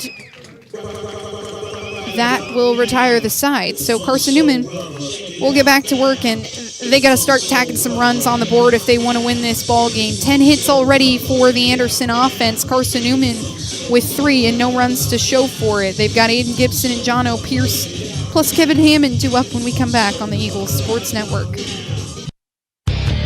Dorm food got you down? Need a home-cooked meal? Then Lisa's Country Kitchen is for you. Lisa's Country Kitchen has been feeding Carson-Newman students for 15 years. Lisa's has a family-friendly atmosphere all day long, from the morning with their $2.99 breakfast specials to dinner with Lisa's fresh, never-frozen steaks. Carson-Newman students get a 10% discount with their student ID. Lisa's Country Kitchen on Route 92 off Old Andrew Johnson Highway. The best food for the best prices. Looking to make your home more comfortable and affordable? Maybe with a new electric heat pump or new attic insulation? And don't forget new doors and windows. AEC is here to help. We have a quality contractor network, easy financing, and incentives for home upgrades. Plus, AEC carefully inspects every job to ensure the highest quality satisfaction. Visit our website at aeccoop.org for applications, contractor lists, and more details. AEC, power what matters most. Well, Carson-Newman is down 5-0 here as we move into the top of the 5th, and it's Walker Nolan back for his 5th inning of work. This Anderson pitching staff, all credit to them. They have done excellent work against this Carson-Newman lineup. After Caleb Owens goes 8 innings yesterday, Cole Davis goes 7 against the Carson-Newman lineup. And now Walker Nolan has put together a quality start as he moves into his 5th inning of work, and he faces Aiden Gibson first and foremost. 2 runs in the bottom of the 1st for Anderson to kick things off, then a lone run in the bottom of the 3rd, and 2 runs just in the bottom of the 4th. First pitch from Nolan to Gibson is a fastball that catches the outside corner. So, 0-1 count on Aiden Gibson. Eagles have left runners stranded in 3 of 4 innings as Gibson just taps one into left center field, and Zach Stover waves off Adams Fawcett to make the catch. He was kind of sinking to a knee in a lunge position to get that one because it was, in an awkward spot between the two of them, but he makes the catch nonetheless. So, 1 away for this Anderson defense, and John O. Pierce. Actually, they're going to bring in a pinch hitter for Pierce. It's Seth Benner who will come in. John O. Pierce with a looking strikeout earlier in this game. First pitch to Benner is a strike that he watches go by. Benner came in and pinch hit yesterday towards the tail end of game 2, and the next pitch is a breaking ball that comes inside and high on Benner to make it 1-1.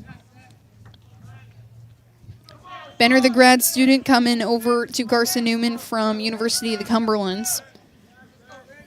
He's got a 1-1 count with 1 out on the board, nobody on, and he elevates this one into shallow right field.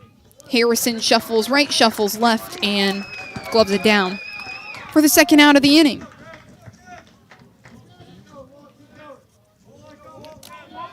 Brings up the catcher, Kevin Hammond. So Benner comes in to pinch hit after John O. Pierce makes a questionable play in the middle infield. And Hammond correctly watches the first pitch inside and high at his shoulders for ball 1. Walker Nolan just 2 strikeouts in this ball game, so working off contact as Hammond nicks one back behind Dom Bello, and it's a 1-1 count with 2 outs. Hammond has yet to record a hit year in 2026. 6 at-bats, no hits, and here comes the 1-1. It misses inside and low. A good take from Hammond. Tom Griffin encouraging him pregame to take walks, a lot of walks for the catcher Hammond. Of course, hit when you can, but can you be selective? He swings at a breaking ball from Nolan to make it 2-2. The Sanderson pitching staff has 3 shutouts through 14 games. That's the second most in Division II. And Hammond goes right up the middle. His first hit in 2026 is a hard ground ball into center field that will put him on first. So shout out Kevin Hammond for his first hit of the year. And he is now 1 for 7 in 2026. Brings up the top of the order, Maddox Green, the left fielder. Green hit a ground ball up the left field line in his first at-bat, struck out in his last at-bat. And the first pitch from Nolan misses the mark outside for ball 1. Eagles trying to bring some energy back into the dugout, back into the lineup, and put together some hits. The Eagles have 4, the Trojans have 10 hits. No runs for the Eagles and 5 for the Trojans as Green dodges out of the way of a fastball that was tracking towards his chin, and it's 2-0.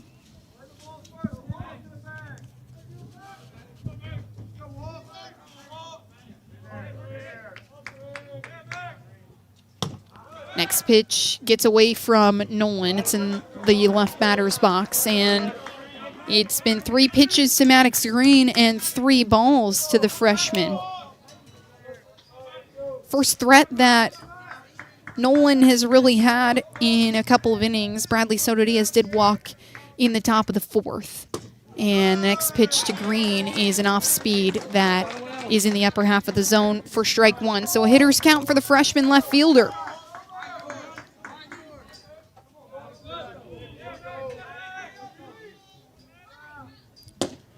Next pitch is strike 2. Just barely nicks the outer half of the zone and makes the count full.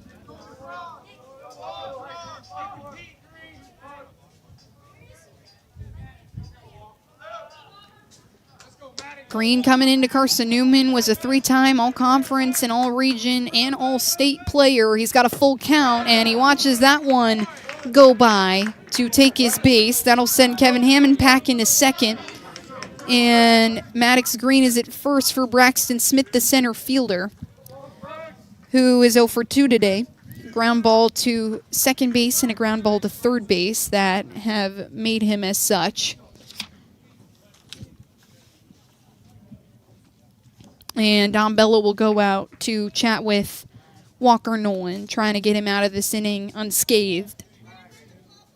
Eagles have a runner in scoring position for the 3rd time in this ball game. Kevin Hammond is at second base. 2 outs on the board here for Braxton Smith. And here comes Nolan for the first pitch to him. Strike 1, good fastball.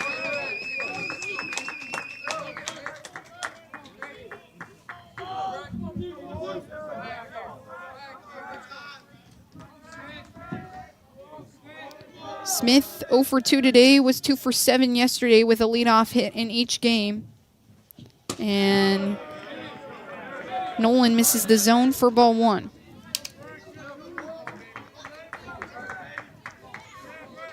Don Bello doing the catching in each game for the Trojans.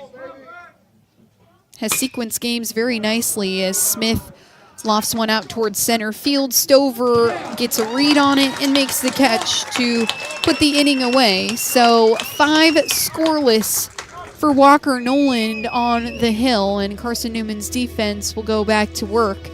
They're down 5-0 against Anderson here as we move into the bottom of the 5th, and we'll be right back here on the Eagles Sports Network.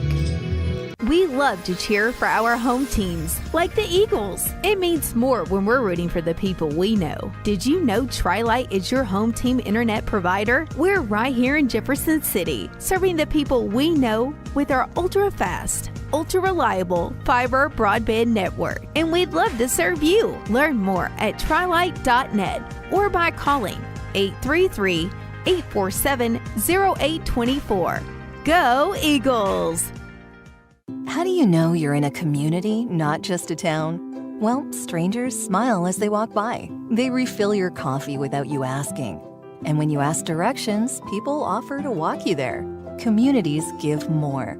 The way you know when you walk into First Bank that you are in a real community bank. Great products, direct access to your local bankers, and relationships that can last a lifetime. Don't just have an account. Have a community with First Bank. Member FDIC.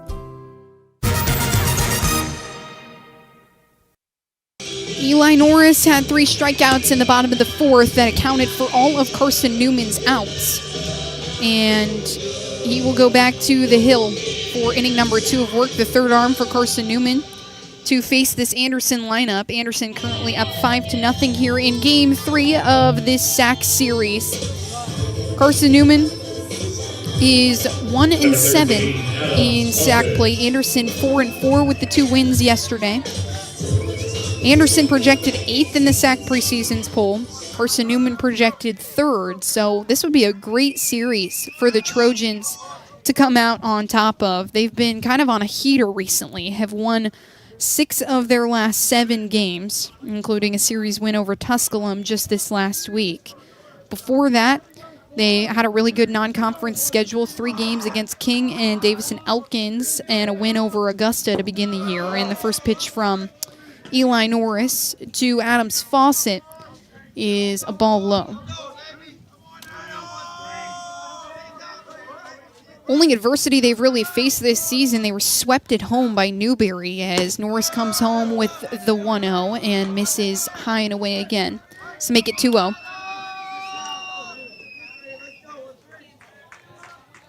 One of 12 teams in this Southeast region so competitive that has reached the double-digit win total. Carson-Newman trying to work their way to that mark, and Norris misses again outside. So 3 pitches, 3 balls to Adams Fawcett to start things off here in the top of the 5th, and Eli Norris has some work to do to get back in this count. He kicks and fires and misses again. 4-pitch walk to Adams Fawcett that will put speed on the bases. Fawcett, the left fielder, is pretty quick to say the least. He has a team-leading 6 stolen bases and in only 6 attempts, so he's 6 for 6 in stolen bases.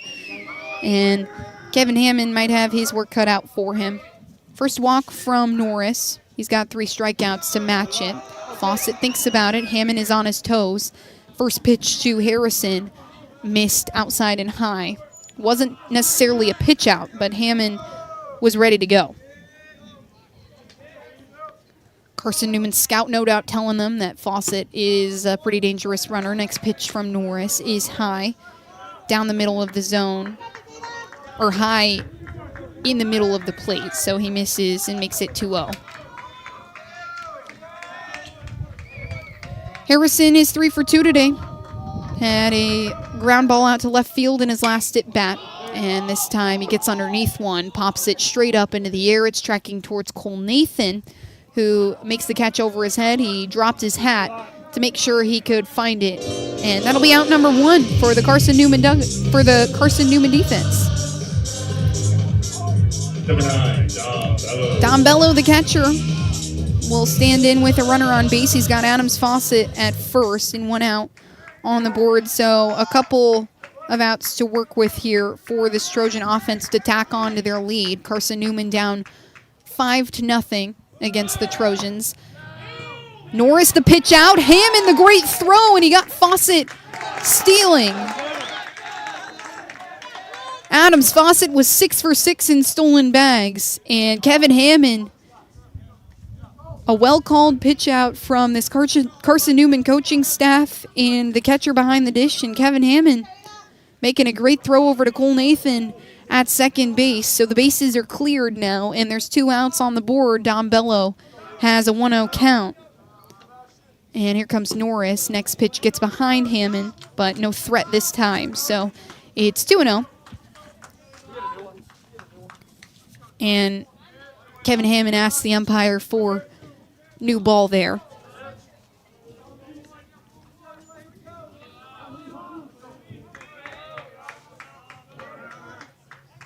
3 balls to walk Adams Fawcett, 2 balls before Braden Harrison flew out to Cole Nathan. And now Dom Bello has a 2-0 count, but make it 2-1 after that fastball strikes the zone with authority.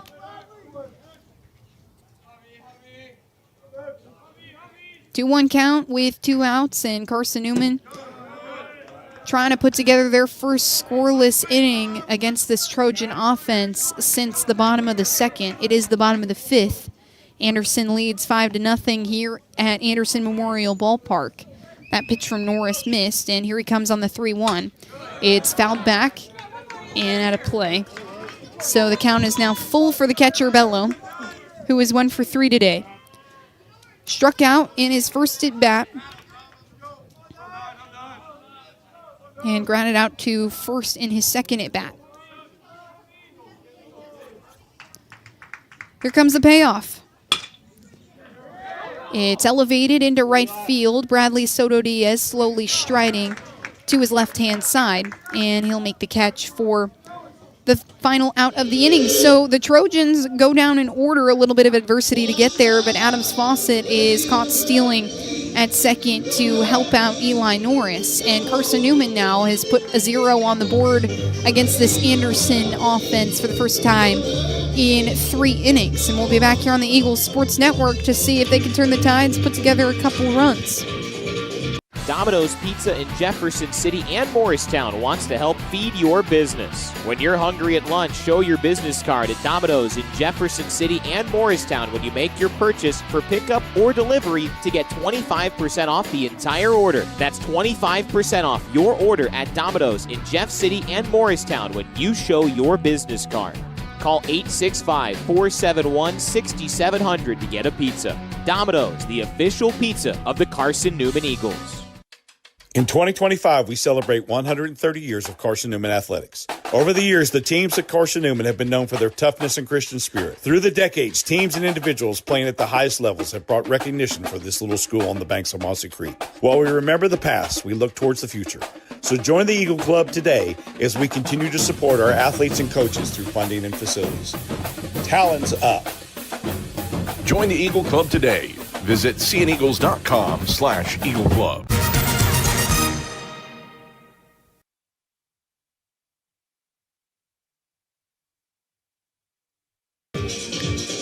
Walker Nolan returns for his 6th inning of work. He went 6 innings on February 13th in the loss to Newberry. He didn't pick up any decision there, but he did let 6 runs come in to score. 2 of them were earned, and he collected 8 hits in that span as well. He's kept the Carson-Newman offense neutralized, though. Just 4 hits for the Eagles. They threaten in the top of the 5th, but no blood from Carson-Newman, and Logan Floyd will check swing at a pitch, and it makes contact with his bat for strike 1 on the foul ball. Floyd is 1 for 2 today. A line drive up the left field line in his first at-bat. Picks up that opening frame double and then grounded out to shortstop in his last at-bat. And Floyd hits another line drive over the head of a jumping Brooks Morrow at shortstop. And he is 2 for 3 today. He continues to stay hot. Floyd's on-base streak was snapped yesterday, but before that he was on base 49 straight games and has restarted that streak here this afternoon. Puts himself on base and has Bradley Soto Diaz and Cole Nathan on deck to try and bring him around. Soto Diaz is 0 for 1 today, walked in his last at-bat, and the first base umpire calls time for Trey Miller to come in and have a conversation. Not sure exactly what he's having a conversation with, but he's pointing at Walker Nolan, asking about a pitching mechanic there. And he'll go have a meeting with Bradley Soto Diaz and Tom Griffin over at third base. Brendan Krob will come out and also talk to the right fielder before his at-bat. Logan Floyd is at first, and Carson-Newman their offense with no outs on the board to try and put together some runs. Anderson's pitching staff with 3 shutouts through 14 games this season. And they have the best strikeout to walk ratio in the SAC. 2.68, that strikeout to walk ratio. They only walk 3 batters per game. Have walked 2 here in the first 5 innings, and a chance to walk a couple more here in the 6th or shut it down. Anderson is up 5-0, and Walker Nolan's first pitch to Bradley Soto Diaz is inside. The senior turns his shoulder and dodges out of the way. Senior transferring over from William Penn. Was one of the preseason players to watch in the SAC, and for good reason. He leads this team in hits. The next pitch from Nolan misses high, despite Don Bello's efforts to frame it in the upper half of the zone. Transferred over from William Penn. Before that, spent 2 years in New York with Cayuga Community as Soto Diaz fouls that one back, and it's a 2-1 count. Logan Floyd is at first base. Couple stolen bases for the junior this season, but not the Eagles' fastest runner on the base paths, to say the least. And Nolan will go back to Floyd as he dives into first base. The field, after yesterday drying out just a touch, the wind helping, the sunshine also helping, so the dirt not as sticky as it was yesterday, allows for a little bit more typical conditions on a dirt field that you would expect. And here comes the 2-1. It's outside, and Soto Diaz rightfully holds off. Makes it a 3-1 count.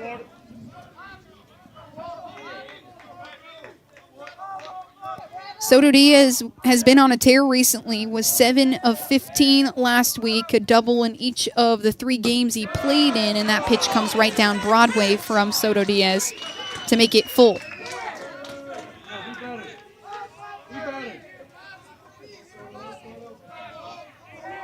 Eagle fans not liking that call from the home plate umpire. It's a full count with Logan Floyd at first, nobody out though for Carson-Newman. And the next pitch is too high from Nolan, and he's frustrated about that one. Had some choice words for himself as Bradley Soto Diaz takes his base. The 3rd walk that Nolan has given up. 2 strikeouts for the redshirt senior. Most he's gone is 6 innings against Newberry just 2 weeks ago. And now Cole Nathan has runners at first and second, and he rips one up the left field line. It's just fair. Logan Floyd is making his way around first base. Fawcett is all the way in the left field corner, and he gets the throw in. That'll keep Bradley Soto Diaz at third base, but nonetheless, the Eagles are not going to be shut out today. They have a runner plated in Logan Floyd after he hit a line drive out to left field, and finally Cole Nathan collects an RBI.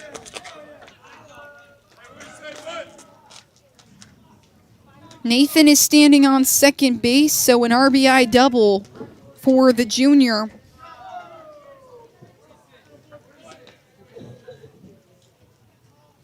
Aiden Gibson said Cole is the energy guy for the Eagles, and whenever they need someone to lean on to get us going, he's going to be the guy, and he certainly has been here in this contest. The Eagles now down by 4 with the 1 run that they've put up here in the top of the 6th. It's a 5-1 ball game. Anderson still leading. Cole Nathan is at second base. Bradley Soto Diaz at third, so runners in scoring position for Evan Mutter. And the Anderson Trojans will bring in an arm in relief for Walker Nolan. That'll be the end of his day. 1 run on 6 hits with 2 strikeouts and 2 walks. Pretty quality start for the senior. And we'll take a quick break on the Eagles Sports Network before we introduce you to the new Trojan arm. When we come back. Dorm food got you down? Need a home-cooked meal? then Lisa's Country Kitchen is for you. Lisa's Country Kitchen has been feeding Carson-Newman students for 15 years. Lisa's has a family-friendly atmosphere all day long, from the morning with their $2.99 breakfast specials to dinner with Lisa's fresh, never-frozen steaks. Carson-Newman students get a 10% discount with their student ID. Lisa's Country Kitchen on Route 92 off Old Andrew Johnson Highway. The best food for the best prices. Looking to make your home more comfortable and affordable? Maybe with a new electric heat pump or new attic insulation? And don't forget new doors and windows. AEC is here to help. We have a quality contractor network, easy financing, and incentives for home upgrades. Plus, AEC carefully inspects every job to ensure the highest quality satisfaction. Visit our website at aeccoop.org for applications, contractor lists, and more details. AEC, power what matters most.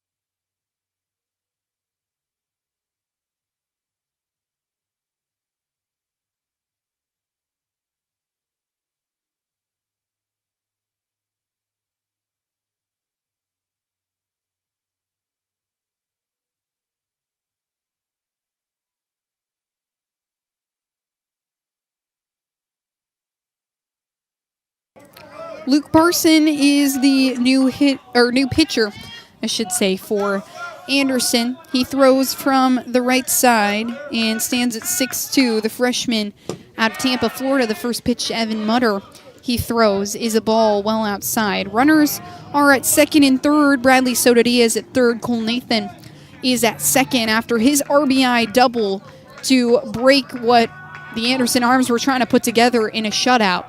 And here comes Parson to Mutter. It's a ground ball to the shortstop, Brooks Morrow. Bradley Soto-Diaz is coming in to score. But an RBI for Evan Mutter as he is forced out at first. We'll move Cole Nathan into prime scoring position at third base. And Aiden Gibson, the senior third baseman, has 2 outs to work with, so needs contact to score Cole Nathan.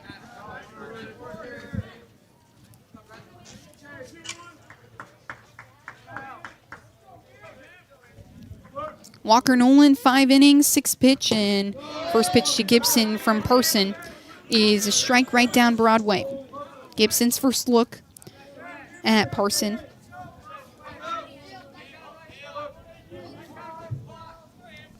Cole Nathan is at third, and umpires want a conversation really quick.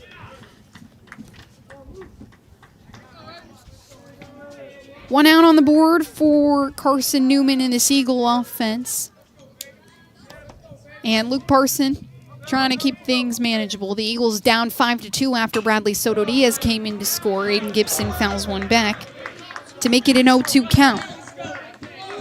Just can't strike out here. Gibson came up big yesterday with an RBI. He is 0 for 2 in this game thus far. 2 fly balls out to right field and center field that have put him away. And Gibson nicks that one off his ankle, dead ball, so we'll do it all over again.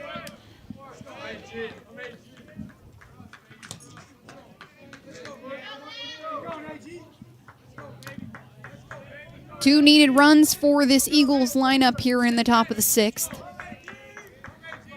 Luke Parson, the freshman, coming in a tough spot, but man, these Anderson Arms, they've put together quality starts as Gibson hits a high fly ball. It's moving out towards left center. Stover is at the warning track to make the catch. Cole Nathan is charging in after he tagged up at third. And Aiden Gibson, who leads this team in sac flies, has another one just there to score Nathan. And now here comes another pinch hitter for this Carson-Newman lineup in the stead of Jono Pierce. It is Sebastian Rodriguez, the freshman, to take over hitting duties, and he's one of few lefties in this Carson-Newman lineup. And he takes the first pitch, and rightfully so, it's a ball outside and low on the lefty.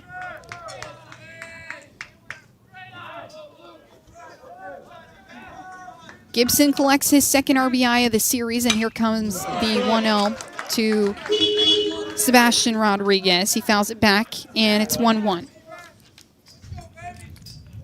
Lovingly known as Seabass on this Eagles roster. And here comes the 1-1. It's skied up the left field side, and a curling foul. So it'll be a 1-2 count for the freshman.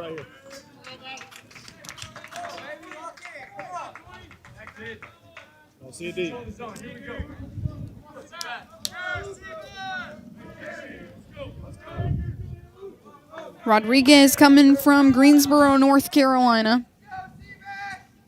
And the next pitch from Parson is outside. Went back to the fastball and just missed, but a good spot there to make it 2-2. 2 outs on the board, nobody on. Eagles have put up 3 here in the top of the 6th.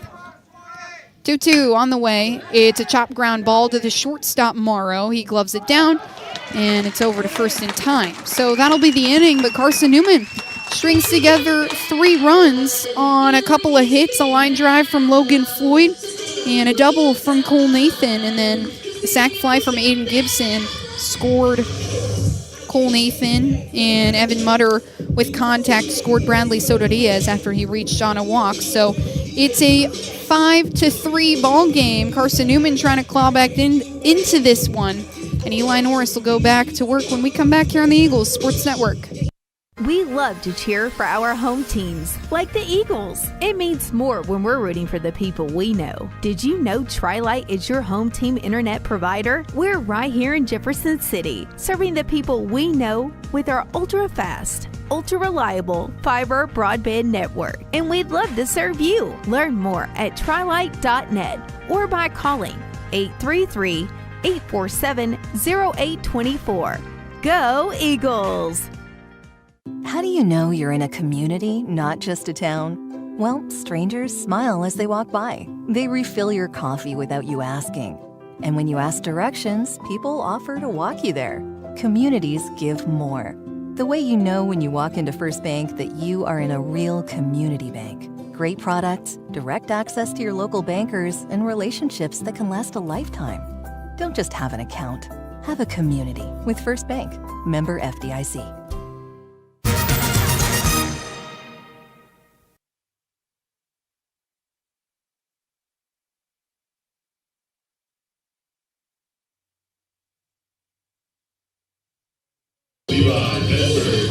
Norris lines up for his 3rd inning of work. He came in the bottom of the 4th to relieve Brock Culpepper.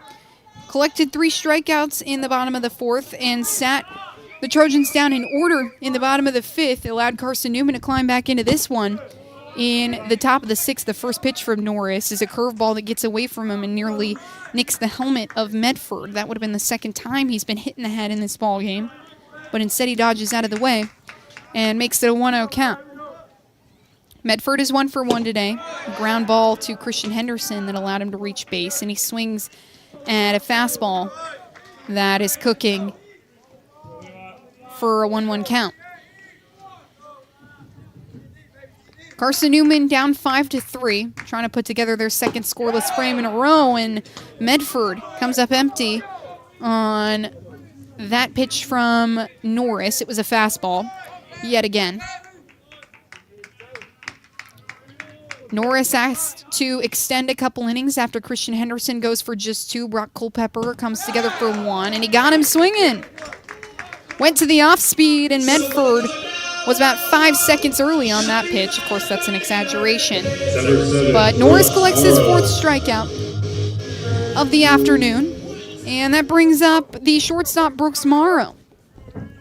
Morrow had a home run in yesterday's game, a 3-run shot that helped the Trojans take the lead back from Carson-Newman. And he elevates one just behind Kevin Hammond and into the stands here at Anderson Memorial. Tried to bounce up, and I almost caught it, but instead a fan will have it. That's fine. I didn't want it anyway.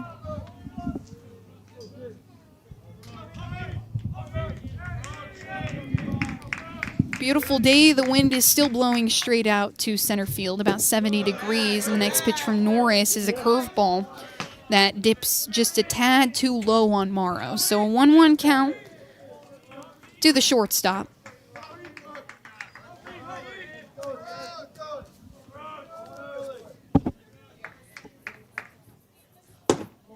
Next pitch from Norris misses on the heater. So it's 2-1 to Morrow. Morrow is 0 for 2 in this ball game. Was hit by a pitch in his second at bat, so he did reach base, but 2 strikeouts otherwise. And he rips one out to left field. Maddox Green is tracking it to the wall, and it's out of here.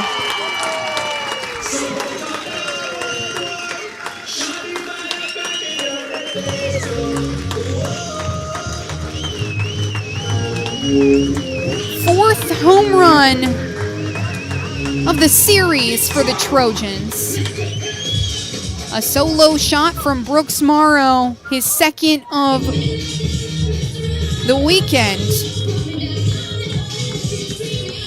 Makes this a 6-3 ball game. His 4th home run of the season. And now Norris will pitch to Miles Denton. Second home run of the ball game as well. Braden Harrison knocked his 7th home run of the season, or 6th, I should say, in the bottom of the first. And the next pitch to Denton misses again. 2 balls and no strikes on Miles Denton. And he waves through the next pitch from Norris, right through a heavy fastball to make it 2-1.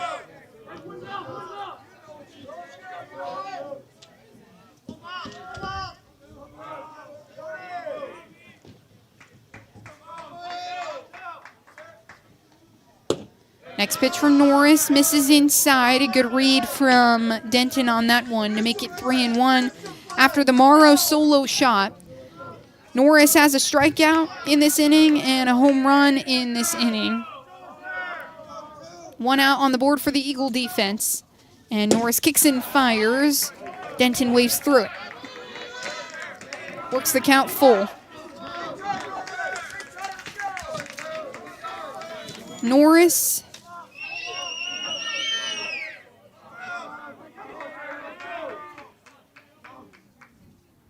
comes home with the payoff pitch. It's too high. Skips over the glove of Kevin Hammond. And that is the second walk of the day from Norris. Follows up the solo shot with a walk. Action in the Eagles bullpen. There's 2 Eagle arms warming up out there. Kyle Adams is one of them. And potentially Drew Fletcher, the other one.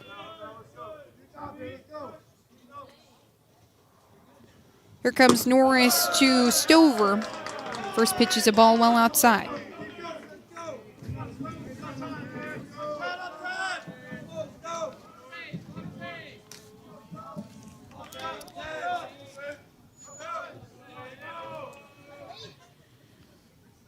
Norris comes home on the 1-0 and hits the zone with that one, so makes it 1-1. Norris has faced 11 batters and has allowed 3 hits, 2 walks, 4 strikeouts in his 2 1/3 innings. Asking him to extend, and Stover fans through that pitch for a 1-2 count now. Runner at first base in Miles Denton, 1 out on the board for the Eagle defense. Norris has only thrown more than 2 1/3 inning 1 time in his Carson-Newman career, as Kevin Hammond tried to pick off the runner at first base. He was unsuccessful. And that pitch home to Stover was a strike. So 5 strikeouts for Eli Norris in his 2 2/3 innings of work. And that brings up Ben Bullard. Bullard is 2 for 3 today. Hit a ground ball up the middle in his last at bat to reach, and he gets this one off the top of his bat. Cole Nathan is looking for it in the air and makes the grab for the final out of the inning. So the solo shot from Brooks Morrow has made it a 6-3 ball game, 11 hits on the board for the Trojans, and we'll be right back here on the Eagles Sports Network to see if they can put together hits and runs in consecutive innings. Stay with us. This is the Eagles Sports Network. Dorm food got you down? Need a home-cooked meal?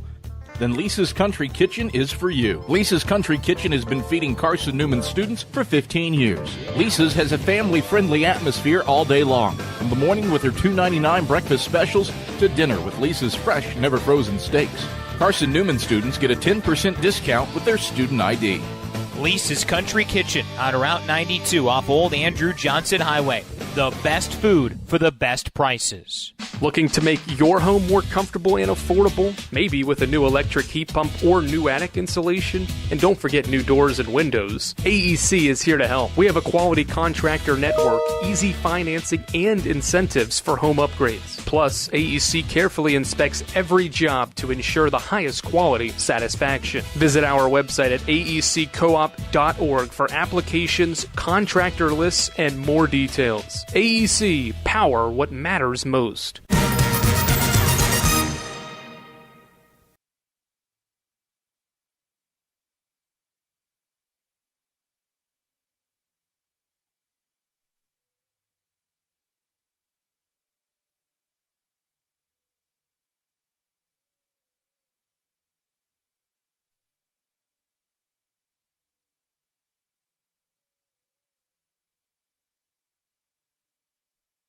Luke Godwin threw 11 pitches and 1 inning. Let no hits in, but nonetheless, that'll be the end of his day. So Luke Godwin will take over. And Godwin threw yesterday at the very, very trail end of Game 2. The Eagles were threatening with runners on base, and Godwin came in and effectively ended the ball game for the Trojans so they could secure the victory. Godwin has pitched 9 innings of scoreless baseball in his first 4 appearances, make it 5, of the year thus far. And he will line up against the Eagles batters to try and do the very same. It's a 6-3 ball game. Anderson leads by 3 runs. And the first pitch to Kevin Hammond is a strike that's in the upper inner corner.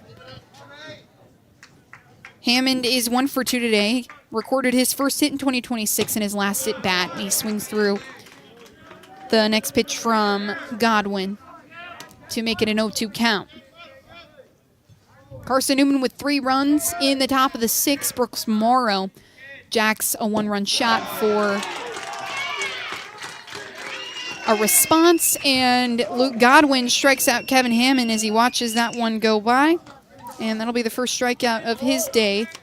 3rd strikeout for the Anderson Arms in this Game 3 of the series. Carson-Newman trying to avoid being swept by a sack opponent for the 2nd straight series. And Maddox Green will step in to face Godwin for the first time. Green fouls the first pitch off, makes it an 0-1 count.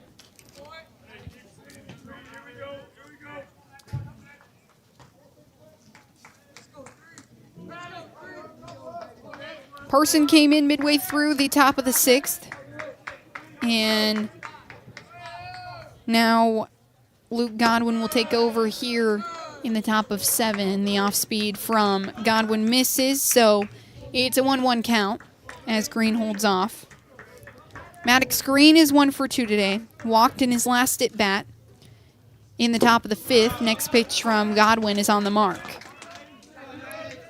Green watches it go by. It's 1-2. Eagles trying to generate something, string together runs in 2 straight frames.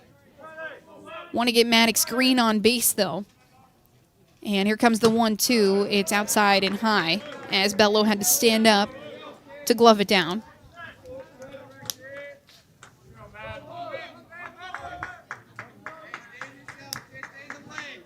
Before these road games, Carson-Newman had won 2 on the road. Now have lost 2 straight on the road. And Maddox Green pops that one up into right center.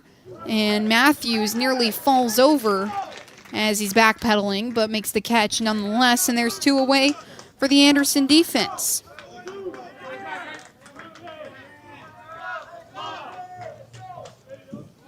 Braxton Smith, the center fielder, is looking for his first hit today. He is 0 for 3. Fly ball out to center field in his last at-bat. Generally, one of the Carson-Newman batters that's pretty good at getting on base. And he takes the first pitch for strike 1. Braxton Smith reaching base 44% of the time, and was 2 for 7 yesterday as that pitch skips into the chest plate of Bello. And it'll be 1-1 to Smith. Has yet to be on base, though, here this afternoon. Carson-Newman trying to avoid the sweep here, and Braxton Smith fouls that one back. Makes it 1-2. 3 runs in the top of the 6th, thanks to Logan Floyd's leadoff single, and then a walk from Bradley Soto Diaz, a double from Cole Nathan, a couple of contact pitches that allowed runners to score, as a check swing there is fouled off from Smith and keeps the count 1-2. Smith has taken advantage of early pitches. His counts in this ball game: he took a first pitch ground ball to second base in his first at bat, and here comes the 1-2. It's high and inside on Smith to make it 2-2. 2-2 count in his second at bat before he grounded to the third baseman, and a 1-1 count in his third at bat before he flew out to center. 2-2 on the way. With 2 outs on the board, Braxton Smith chops one to second base. Matthews with the scoop and the toss for the third out of the inning. Carson-Newman goes down in order. Luke Godwin is still thrown. 10 scoreless innings in relief for the Trojans. And Eli Norris back to work in the bottom of the 7th when we come back on the Eagles Sports Network. We love to cheer for our home teams, like the Eagles. It means more when we're rooting for the people we know. Did you know Tri-Lite is your home team internet provider? We're right here in Jefferson City, serving the people we know with our ultra-fast, ultra-reliable fiber broadband network. And we'd love to serve you. Learn more at trilite.net or by calling 833-847-0824. Go Eagles! How do you know you're in a community, not just a town? Well, strangers smile as they walk by. They refill your coffee without you asking. And when you ask directions, people offer to walk you there. Communities give more.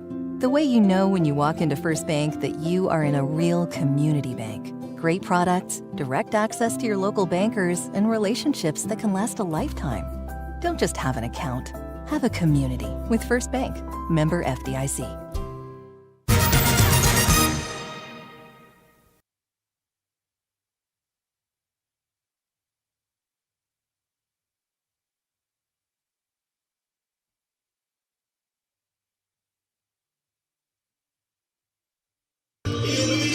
Sebastian Rodriguez is at shortstop in the absence of Jono Pierce, and Eli Norris is back to work for inning number 4 here.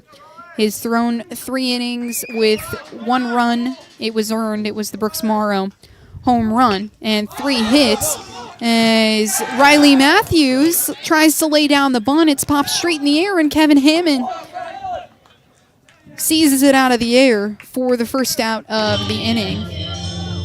Can't be popping out bunts, but Anderson with runs to work with. They're up 3-6 on the Eagles right now here in the bottom of the 7th. That's 1 quick out for Carson-Newman.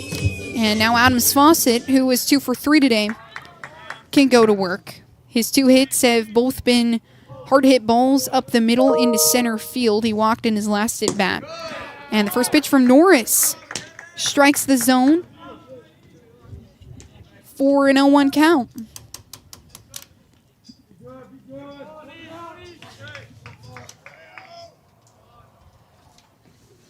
Norris goes to the curveball. It's well high and well away from the lefty Fawcett to make it 1-1. Nicest weather in March that we've seen in quite some time as Norris delivers the 1-1. It's too high. Hammond tried to frame it. Home plate umpire doesn't fall for it, so it's 2-1. Some of the first good weather that Carson-Newman has had to play baseball. They had a beautiful day in Alabama, Huntsville, but otherwise it's been pretty cold for the Eagles in their games this season. Next pitch from Norris, misses low on Fawcett. In that opening weekend against the University of Charleston, West Virginia, there was snow falling, and as such, the baseball world kind of blew up over it. And the next pitch from Norris slips out of his hand and misses high. So Fawcett will take his second walk in a row. Fawcett was caught stealing in the bottom of the fifth by Kevin Hammond. Before that, Fawcett was 6 for 6 in stolen bases, now 6 for 7. And that brings up Braden Harrison. He has the other home run in this ball game. Brooks Morrow, the home run hitter in the bottom of the 6th. Braden Harrison with an opening frame home run. The first pitch from Norris is a strike. This is the second time that Harrison has faced Norris, and in his first at bat against Norris, he flew out to Cole Nathan at second. 0-1 count as Norris eyes him down and delivers inside for ball 1. Fawcett is at first, but he is respecting the arm of Kevin Hammond as of right now.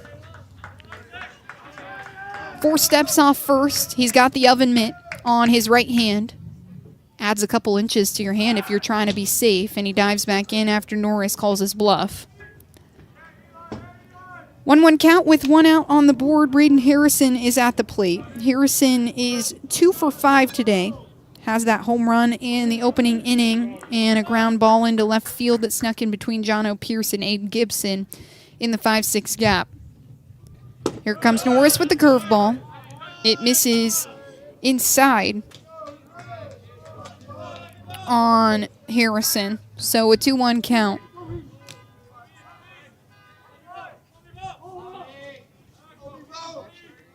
Harrison, one of the Sacks preseason all-conference players, and he hits one hard up the left field line. It's going to curl all the way into the left corner, and good thing it did. The Eagles did not need another run tacked on by Anderson if they want to stay in this ball game. They have 6 outs to work with to tie this one up and try and avoid being swept by the Trojans. And that really hinges on Eli Norris coming up big here in his 4th inning of work. And Harrison takes a check swing, but doesn't get around anywhere. So it's a 3-2 count to Harrison.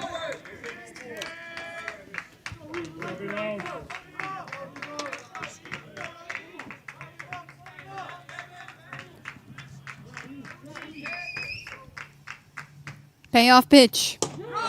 Top of the zone. Got him looking.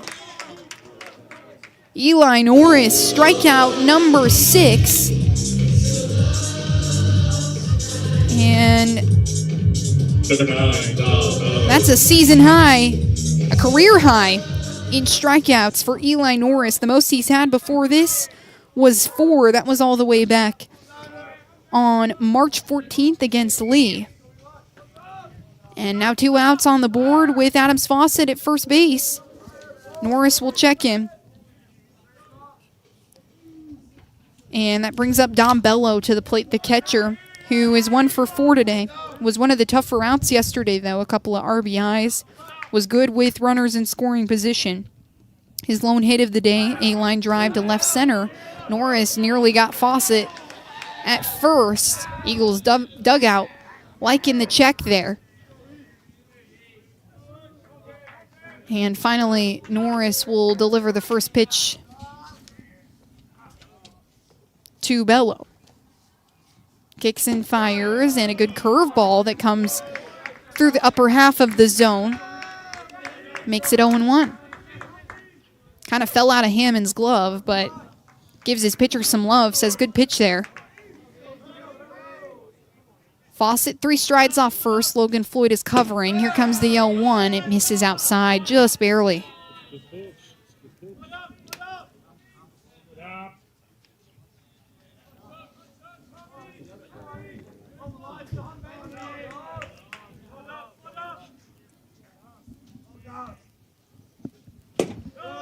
Norris goes back to the curveball, and it bends too far outside. So it's a 2-1 count with 2 outs on the board. Runner at first base in Adams Fawcett. Wind coming in little gusts, not anything too bad. And here comes Norris on the 2-1. It's fouled off the helmet of Kevin Hammond, and he's going to need a second after that came right off his mask. Jason White is out to make sure that his catcher is A-OK. Puts the mask back on and gets a little love tap from Jason White. He's good to go. And it's a 2-2 count with 2 outs on the board. Gombello steps back in from the right side.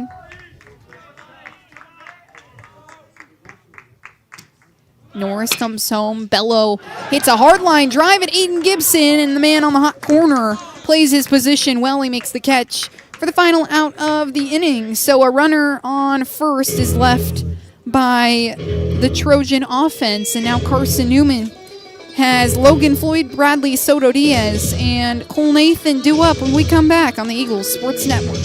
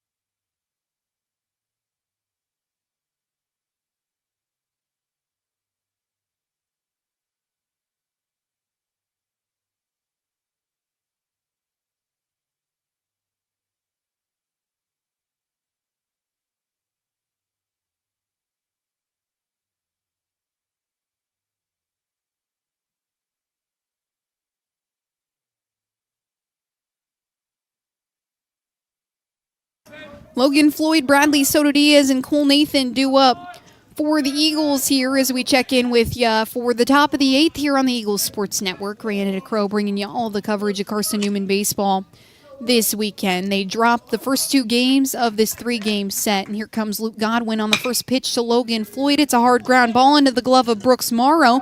Long throw is in time, and that'll be out number 1.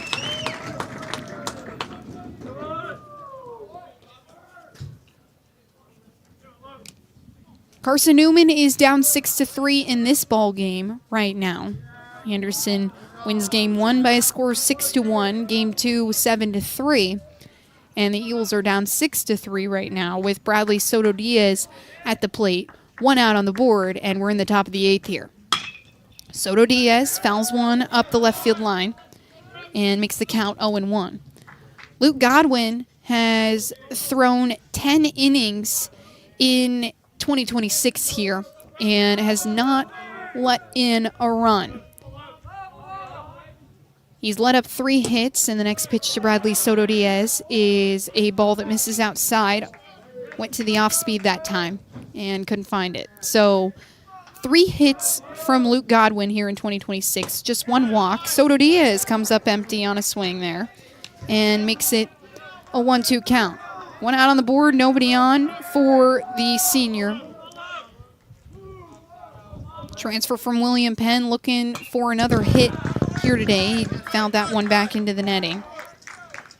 Soto Diaz is 0 for 1 today. His lone contact was a line drive out to right field, so a hard hit ball, but otherwise has walked twice, so has reached base twice in this ball game.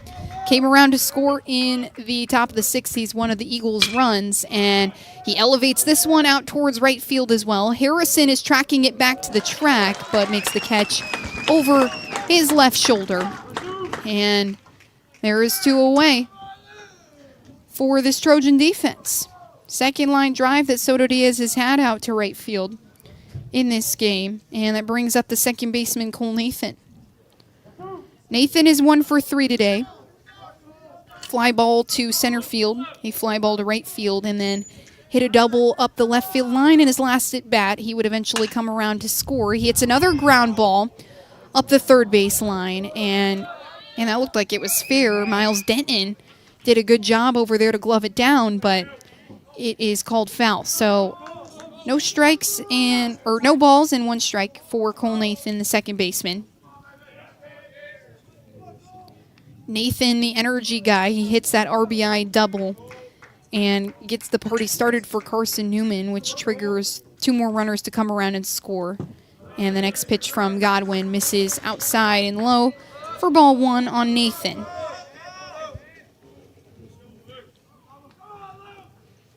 Nathan knows how to be selective. He leads this Carson-Newman team in walks and would love a base runner right now. Nathan takes advantage of an off speed as he rifles it in to the gap between second and shortstop. It goes all the way out to the outfield where Zach Stover will pick it up. And Nathan is now 2 for 4 today, having one of his best games of the season.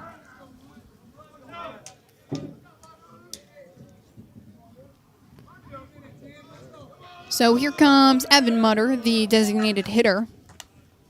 Mutter is 1 for 3 today, and he watches the first pitch and off speed from Godwin. That's high at the letters of Mutter, and a good take there by the sophomore DH. Mutter has come into this spot a couple of times throughout the season and is asked to do it here today, as this one is fouled back towards the press box. Coming right at my head as I'm trying to call the game. Come on, Evan. Be better. 15 appearances as a sophomore with the Eagles, as Godwin will go over to Cole Nathan at first base. Here in his junior season is trying to put together a couple more base hits. He had 1 against Charleston, 1 against Lee, and he watches the next pitch go by for ball 2. So 2 balls and 1 strike to Evan Mutter. He's got a runner at first base and Cole Nathan 2 outs on the board, so not much real estate to work with. But the Eagles trying to tack on some runs here in the top of the 8th, but Mutter waves through that one. Godwin has 2 strikes and 2 balls on the junior DH.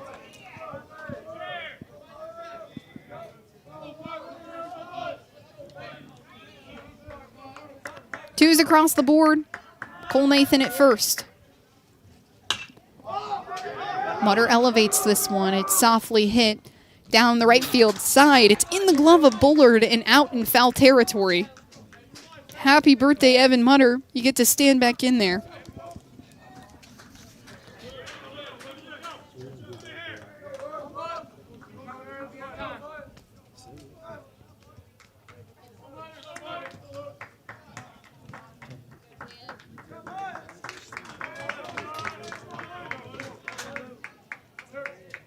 Mutter 1 for 2 on the season, and the next pitch from Godwin misses. Pickoff attempt by Dom Bello is unsuccessful. Cole Nathan diving back in time. No sliding mitt for Nathan, just his 2 batting gloves. They are navy red and white on the arms of the All-Sac second baseman. Here comes the 3-2. It's fouled back. Nathan had taken off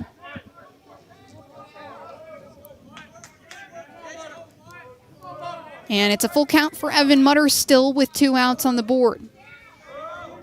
Eagles would love a couple runs here in the top of the 8th because then they only have 3 outs to work with to try and tie this ball game up. And the pitch from Godwin is good and struck him out. Mutter had taken off towards first base. Got him looking. Second strikeout of the day for Luke Godwin. And it comes in a big time to cut off some Carson-Newman momentum. Eli Norris back to the hill, and we'll be right back here on the Eagles Sports Network.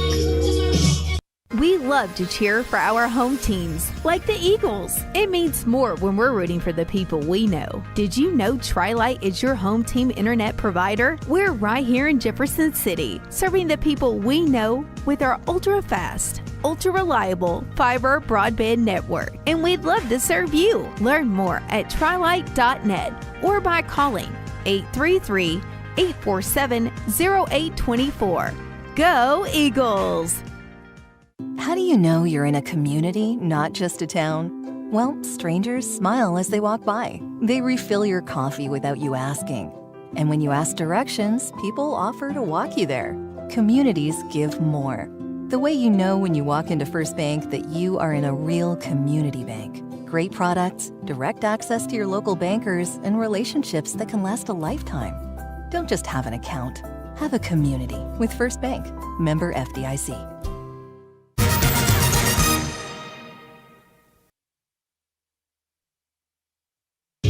Eli Norris back to work, and he's had 6 strikeouts, 2 walks, and is now coming back for what could be his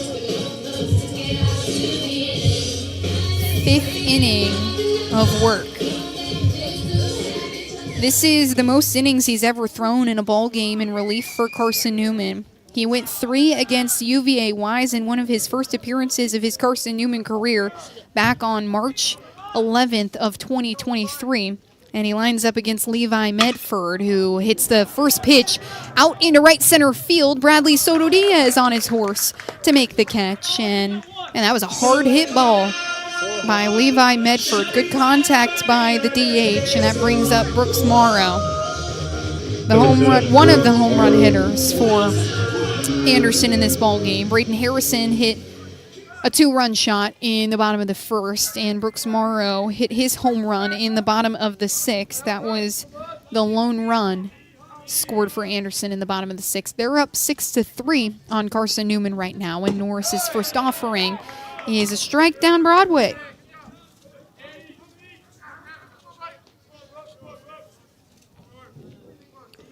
Morrow otherwise is 1 for 3 today. Was hit by a pitch in his second at bat and 2 strikeouts to go along with the home run. And the next pitch from Norris is too far outside.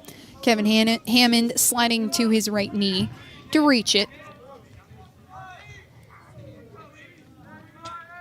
Norris before this appearance had thrown 6 1/3 innings, had allowed just 1 run, a 1.42 ERA as Morrow gets a hold of this one. It's out towards center field. Braxton Smith with his right hand snags it out of the air. And 2 hard hit balls from the Trojans here in the heart of the order, but Carson-Newman's outfield using their speed to put 2 away. Miles Denton, the third baseman, is now up to the plate. He's 1 for 3 today. His hit came in the bottom of the 3rd. It was a ground ball out to left field. Walked in his last at bat against Norris. Norris goes to the fastball and misses low and away for ball 1. Norris with 3 pitches in his arsenal: fastball, curveball, and splitter. And here comes the 0-1. Denton fans on it. Coming into this season, Carson-Newman coaching staff had Norris as kind of a 1-inning guy, but has been asked to extend a couple innings for the Eagles due to some injuries, as Denton soars that one out to left center. Maddox Green makes the grab, though. 3 hard hit balls A line drive into right field, a line drive into center field, and a line drive into left field that Carson-Newman's outfielders take care of for Eli Norris. And now just 3 outs for the Eagles to tie this ball game up or take the lead. And it's a tall task. They're down 6-3, and we'll be right on the Eagles Sports Network. Dorm food got you down? Need a home-cooked meal? Then Lisa's Country Kitchen is for you. Lisa's Country Kitchen has been feeding Carson-Newman students for 15 years. Lisa's has a family-friendly atmosphere all day long, from the morning with her $2.99 breakfast specials to dinner with Lisa's fresh, never-frozen steaks. Carson-Newman students get a 10% discount with their student ID. Lisa's Country Kitchen on Route 92 off Old Andrew Johnson Highway. The best food for the best prices. Looking to make your home more comfortable and affordable? Maybe with a new electric heat pump or new attic insulation? And don't forget new doors and windows. AEC is here to help. We have a quality contractor network, easy financing, and incentives for home upgrades. Plus, AEC carefully inspects every job to ensure the highest quality satisfaction. Visit our website at aeccoop.org for applications, contractor lists, and more details. AEC, power what matters most.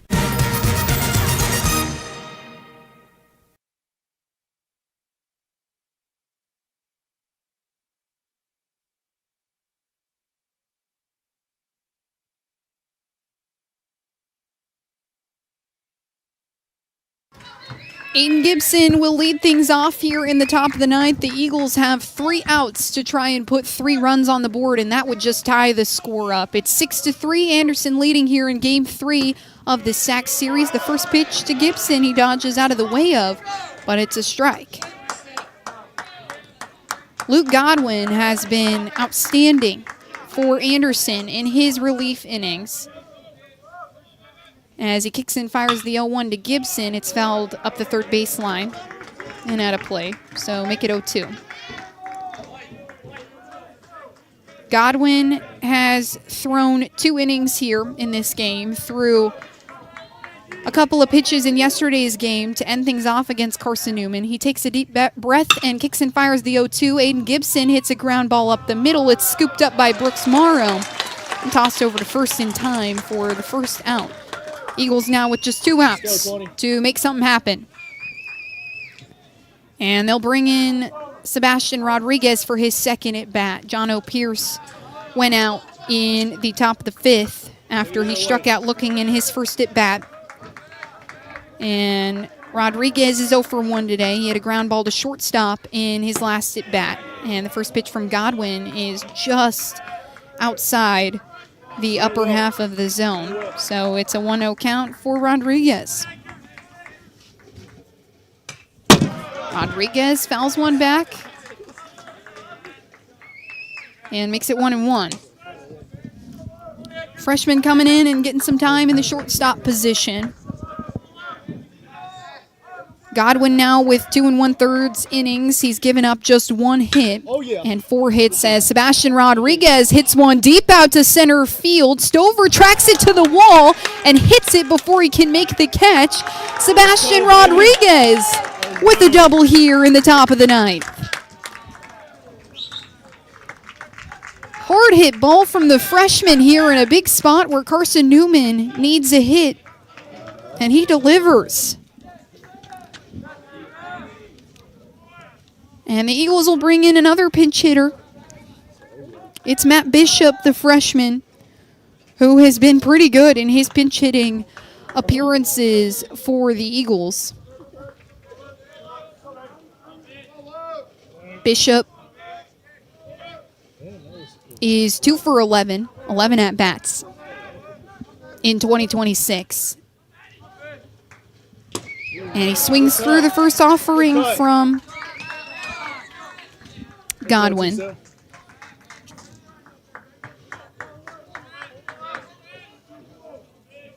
Sebastian Rodriguez is at second. There's 1 out on the board for the Eagles. And Matt Bishop looks to the 0-1. Little check swing, but didn't turn hardly at all. Just a little elbow move there. And it's a 1-1 count.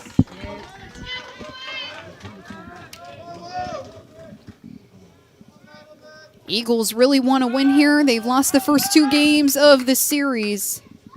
Have put together some hits, and the next pitch from Godwin is fired to the outside corner for strike 2.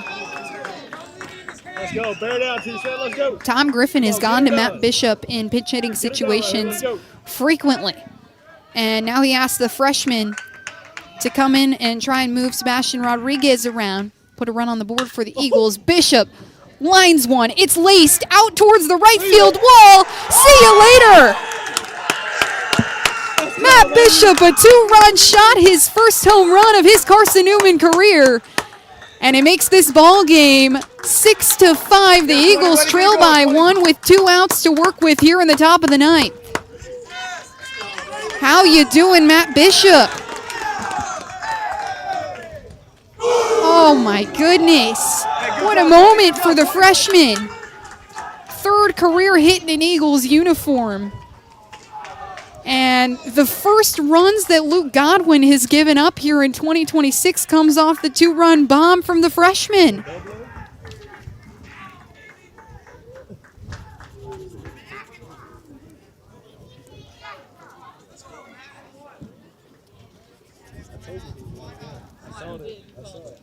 Great decision by the Carson-Newman coaching staff to let Matt Bishop come in and pinch hit. That's going to be the end of Luke Godwin's day. We'll bring in the 3rd, make it 4th arm. That will see this Carson-Newman lineup. And it's number 29, Ashton Shackelford, who also threw some innings in relief yesterday for Anderson. He'll come in and try and keep Carson-Newman and hold off this late game charge that they're trying to put together. Carson-Newman has made comebacks in 2 games this season. One of them was against Charleston. They come up big in the early innings. I think it was the 5th inning where they took the lead in that ball game. And then the other one that comes to mind was in game 1 against Cedarville, where Carson-Newman took the lead back in at the bottom of the 7th when they hosted the Yellow Jackets. Need 1 more run to tie up this ball game and 2 to take the lead. 9 hits for the Eagles. Matt Bishop's 2-run shot coming in timely fashion.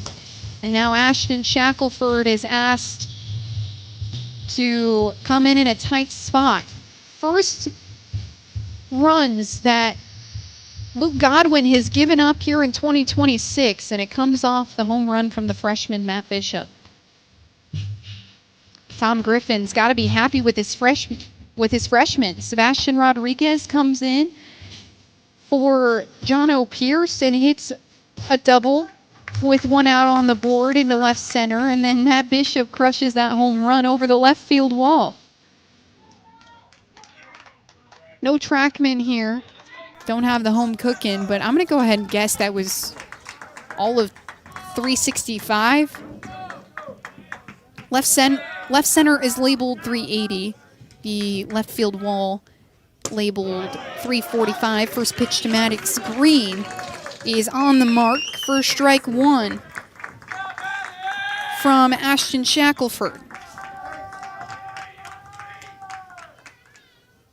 Shackelford delivers again, this time to inside on Green. So it's a 1-1 count with 1 out on the board for Green. Green is 1 for 3 today. Has a walk and a base hit up the left field line. Next pitch is a breaking ball that misses the mark. Makes it 2-1.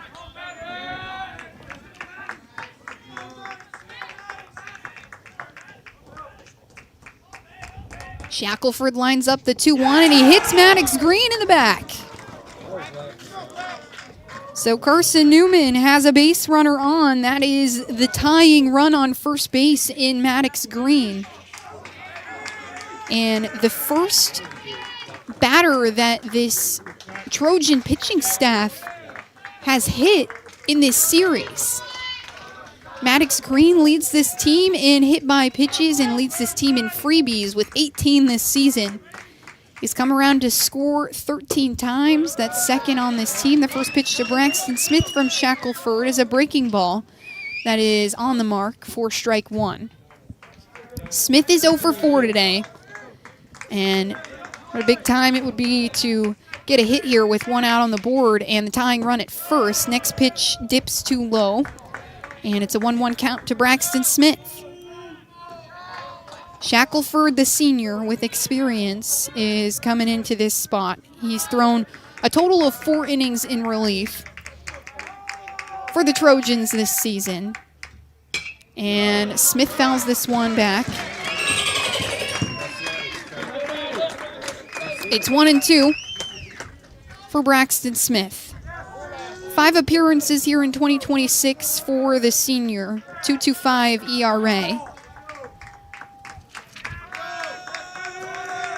Giving up just 1 hit and 1 run. And Braxton Smith ropes this one into right center. Maddox Green is making his way around third. Tom Griffin is going to hold him up. And runners at the corners for Carson-Newman. The tying run at third base. Braxton Smith with a single to move Maddox Green around, and that brings up Logan Floyd, the all-sack first baseman who leads this team in hits, leads this team in RBIs. And oh no, Anderson, this is a big spot for Carson-Newman. Some much-needed momentum generated by the Eagle offense.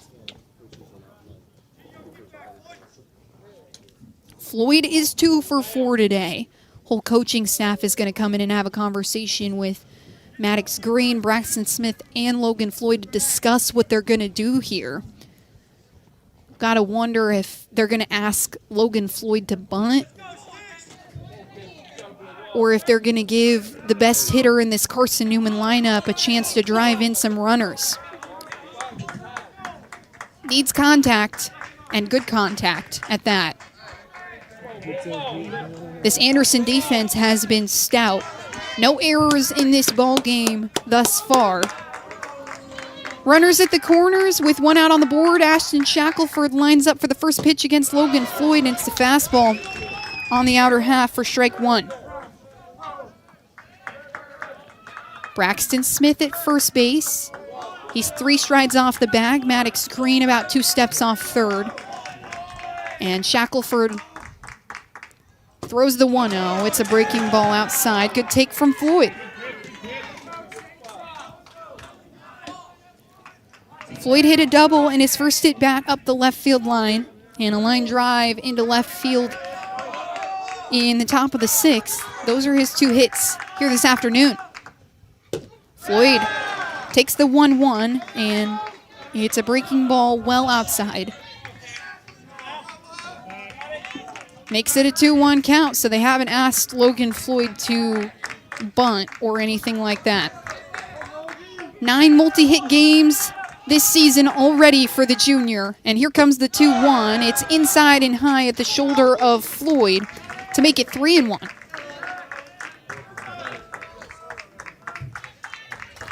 "24 hits this season and 16 RBIs. This would be an RBI that you remember for the rest of the season.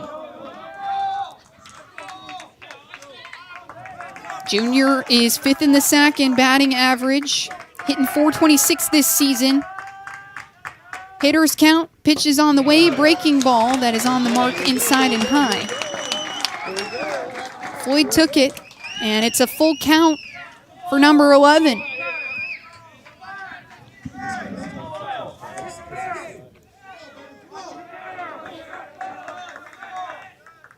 Logan Floyd hits one up the third baseline, and it's foul.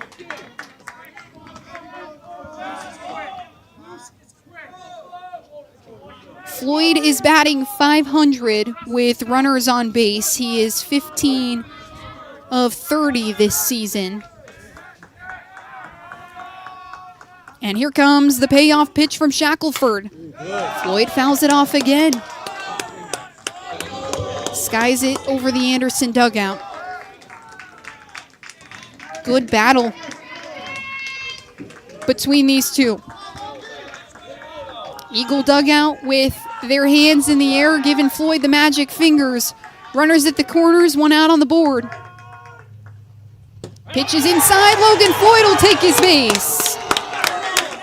Base is juiced. In the top of the ninth, Carson-Newman has tacked on 2 runs to make it a 6-5 ball game. Tying run at third, winning run at second. It's Braxton Smith who's on second. Logan Floyd at first base after the walk. Maddox Green is at third. And here comes Bradley Soto Diaz.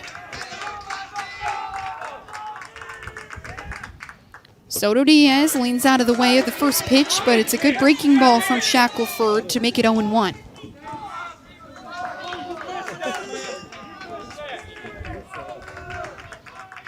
Just 1 out for Soto Diaz. Wants good contact, avoiding one on the ground in the infield. And he fouls this one off up the right field side as it continues to curl towards the fence here at Anderson Memorial.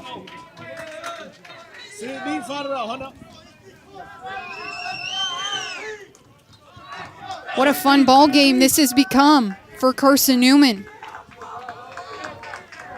Eagles wanting to win badly. Soto Diaz has an 0-2 count. Here comes the pitch. It's right up the middle. Shackelford bobbles it, and no one's going to get there in time. Maddox Green comes to the plate, and this game is tied at 6 apiece. Hard hit ball up the middle from Bradley Soto Diaz gives him an RBI in timely fashion.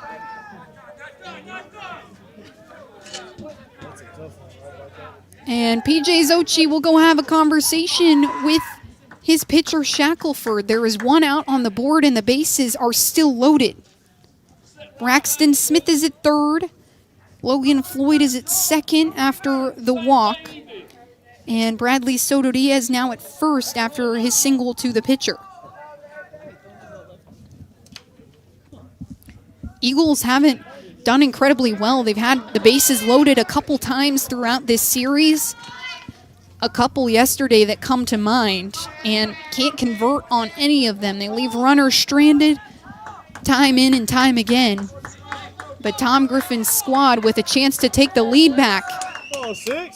They've tied it up with 3 runs in the top of the 6th and 3 runs in the top of the 9th. And now here's Cole Nathan, the all-sack second baseman. Shackelford is back on the hill. He wants a different sign from his dugout and the catcher, Dom Bello.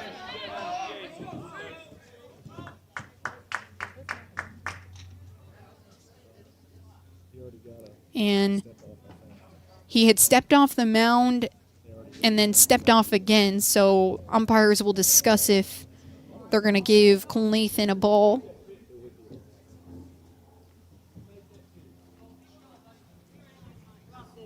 They're meeting between first base and the pitcher's mound.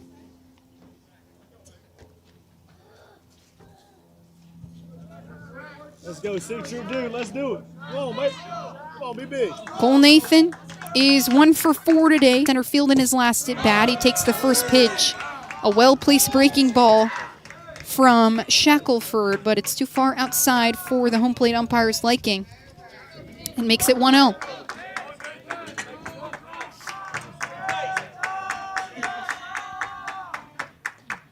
Shackelford delivers well outside. Bello had to kind of dive for it to keep runners where they were. And it's a 2-0 count to Cole Nathan. Braxton Smith at third, Logan Floyd at second, Bradley Soto Diaz is at first. Eagles fighting and clawing in this ball game. 2-0 on the way. It's outside again. Make it 3-0. Tom Griffin, in his post-game interview yesterday, said although they lost both of those ball games, something that he loved out of his team was that they continued to fight.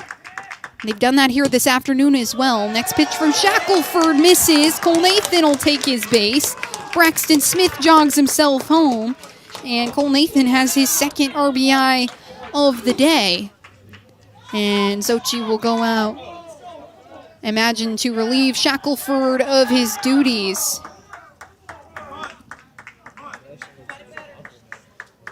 Just one walk before this for Ashton Shackelford in his appearances in 2026, and he lets 2 walk, one that scores a run.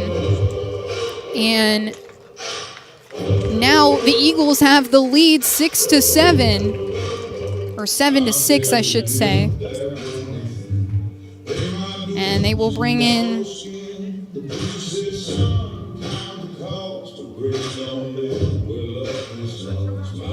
a reliever for Anderson. It's Charlie Sauls, the redshirt sophomore, transferred over from Bob Jones University, and he will see his number called to get Anderson out of this jam. The bases are loaded, and the Eagles have put us here in the top of the ninth.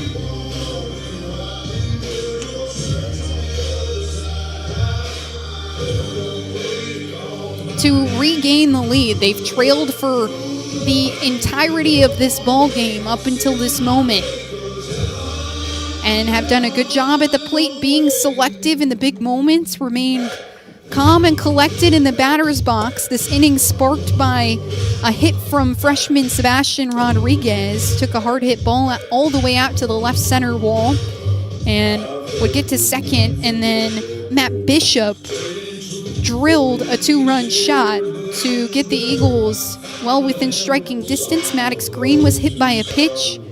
Braxton Smith hit a line drive into right center to bring him to third, and then with that walk from Cole Nathan, Maddox Green came in to score.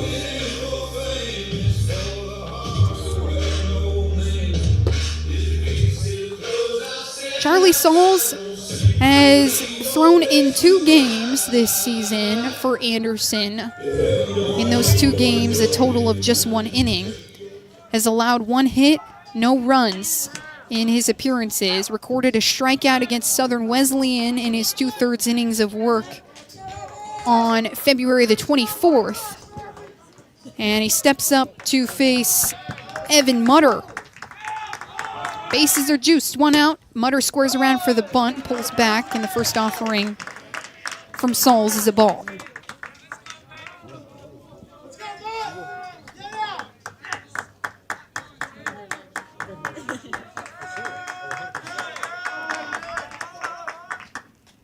Next pitch on the way is another ball, same spot outside from Sauls, so a 2-0 count. Carson-Newman, before this game, had lost 58 straight when trailing going into the 9th, and has an opportunity to be a statistical anomaly here. Next pitch from Sauls is at the top of the zone and good for strike 1 on Mutter.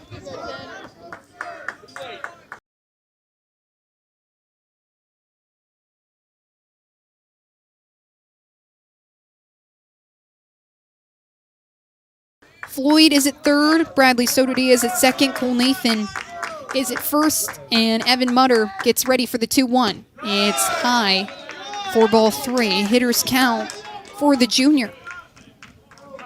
Mutter before this was 1 for 4 today. His lone hit was a bunt in the top of the 2nd. Otherwise has struck out looking in a couple ground balls and fly out. And Mutter takes the next pitch. It's a walk. And Carson-Newman now has scored 5 runs in the top of the 9th to extend their lead to 2. They lead 8-6 as Bradley Soto Diaz moves to third. Cole Nathan to second, and Evan Mutter to first on balls. And that brings up the man who led off this inning, Aiden Gibson. He is the lone out in this inning, and he lines up against Sauls for the first time. The first pitch is a fastball for strike 1.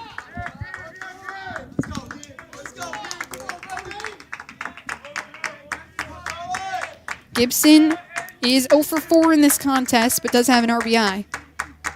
And here comes Sauls on the 0-1. It is good on the upper outer corner for strike 2.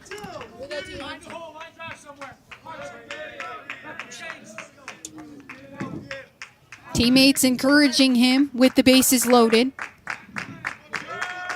2 strikes as Sauls tries to get this Trojan defense out. Holt infield has pinched in, and Gibson fans through 1. A strikeout for Charlie Sauls with the bases juiced, and that's going to bring up Hey, keep it simple still. Right here. Sebastian Rodriguez, who Keep it simple. got this rally going for Carson-Newman with a drive out to left center, a double to put the first runner on base here in the top of the 9th. 5 runs for Carson-Newman.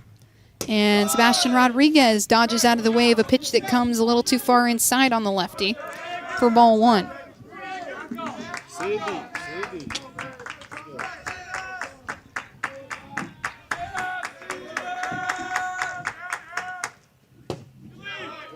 Next pitch from Sauls misses inside again. And it's a 2-0 count for the freshman Rodriguez. Rodriguez now 1 for 2 today with that hit earlier on in this inning. And next pitch is inside. 3 balls to Sebastian Rodriguez.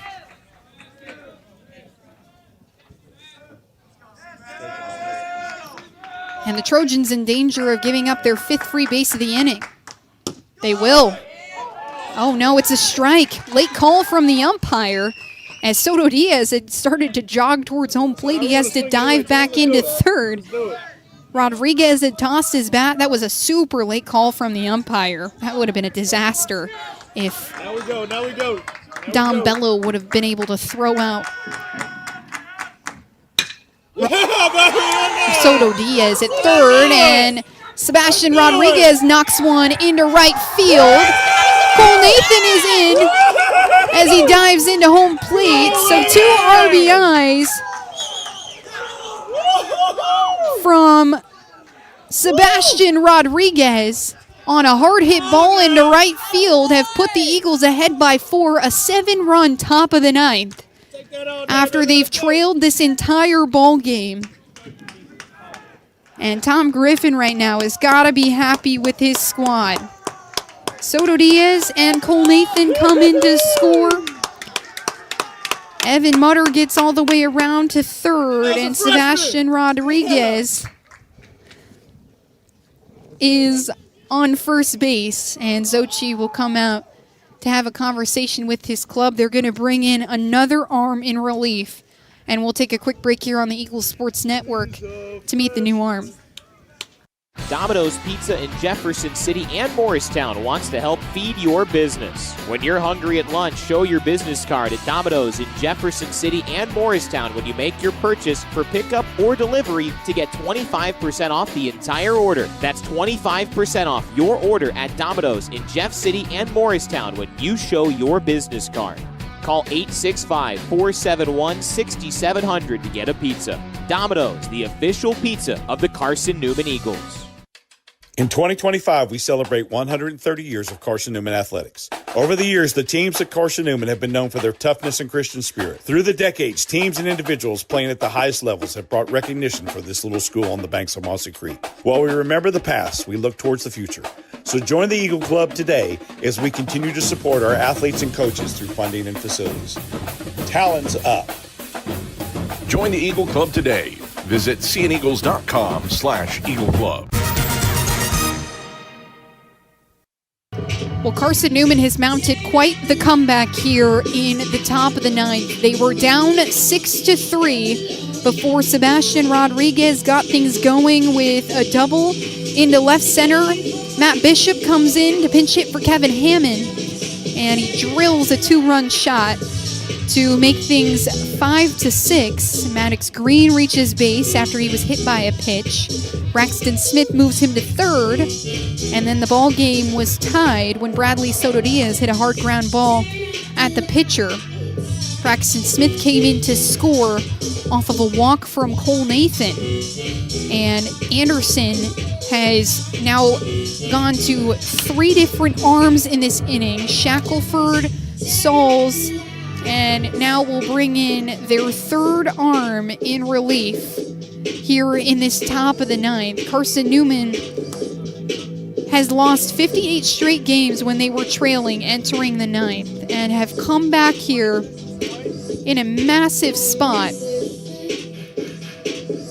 Sebastian Rodriguez's 2 RBI single has made this a 10-6 ball game. 7 runs here scored by the Eagles in the top of the ninth. And it's number 39 for the Trojans, Nick Wiley from Aurora, Colorado, who will come in and face Matt Bishop, the home run hitter, in this lineup. First pitch from Wiley is outside and at ball 1. Runners are at the corners, 2 outs on the board.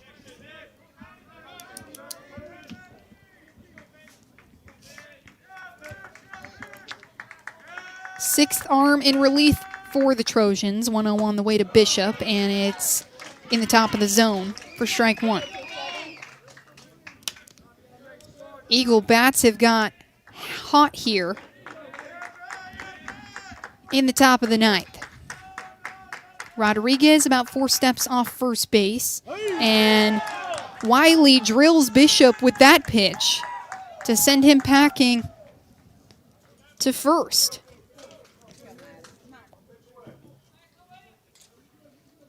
Five free bases given up by the Trojans in the top of the ninth. That'll load the bases once more.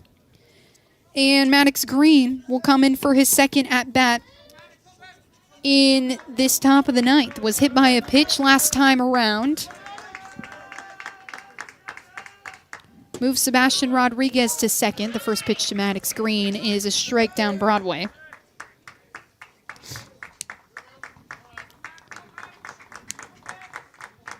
Sebastian Rodriguez at second, Matt Bishop at first. And here comes the pitch to Green. It skips over Dom Bello. Evan Mutter is making his way to first. He's in head first. 8 runs.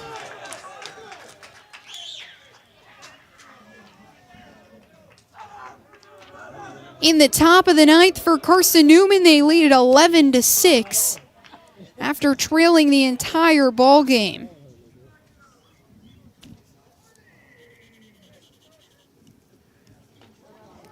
Every Eagle in this lineup has scored, aside from Aiden Gibson, and they're going to pinch run Matt Bishop for Kylan Hornbuckle. Eagles trying to add insult to injury here in the top of the ninth. They've lost 6 games in a row, and this has got to feel so sweet for Tom Griffin's squad to finally be ahead and be in a good spot. Now, granted, they still have the bottom of the ninth, have to get out of that, but otherwise, this has got to feel good in general for these Eagle hitters to gain some confidence back. It's been just inning after inning of painful baseball for Carson-Newman, where sometimes they even pull ahead and then the lead gets taken back from them, just deflating all in all. But Tom Griffin's squad has done a great job at fighting.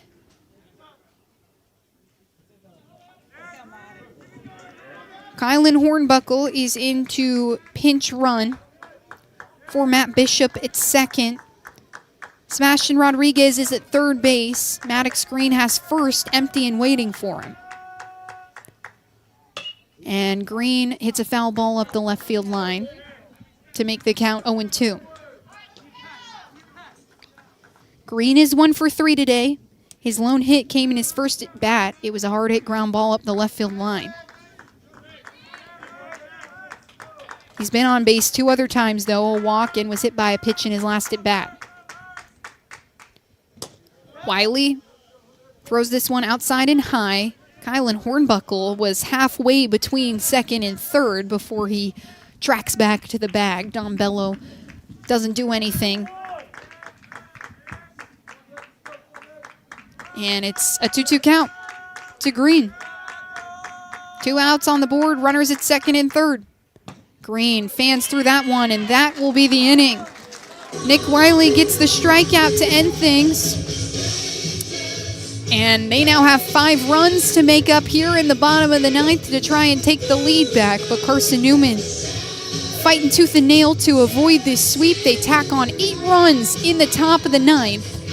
And it would be the biggest comeback that the Eagles have mounted since they were down against Coker on April 20th of 2019.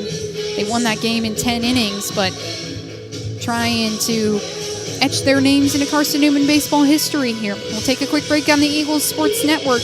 New arm coming in for the Eagles when we come back. Dorm food got you down? Need a home-cooked meal? Then Lisa's Country Kitchen is for you. Lisa's Country Kitchen has been feeding Carson-Newman students for 15 years. Lisa's has a family-friendly atmosphere all day long, from the morning with their $2.99 breakfast specials to dinner with Lisa's fresh, never-frozen steaks. Carson-Newman students get a 10% discount with their student ID. Lisa's Country Kitchen on Route 92 off Old Andrew Johnson Highway.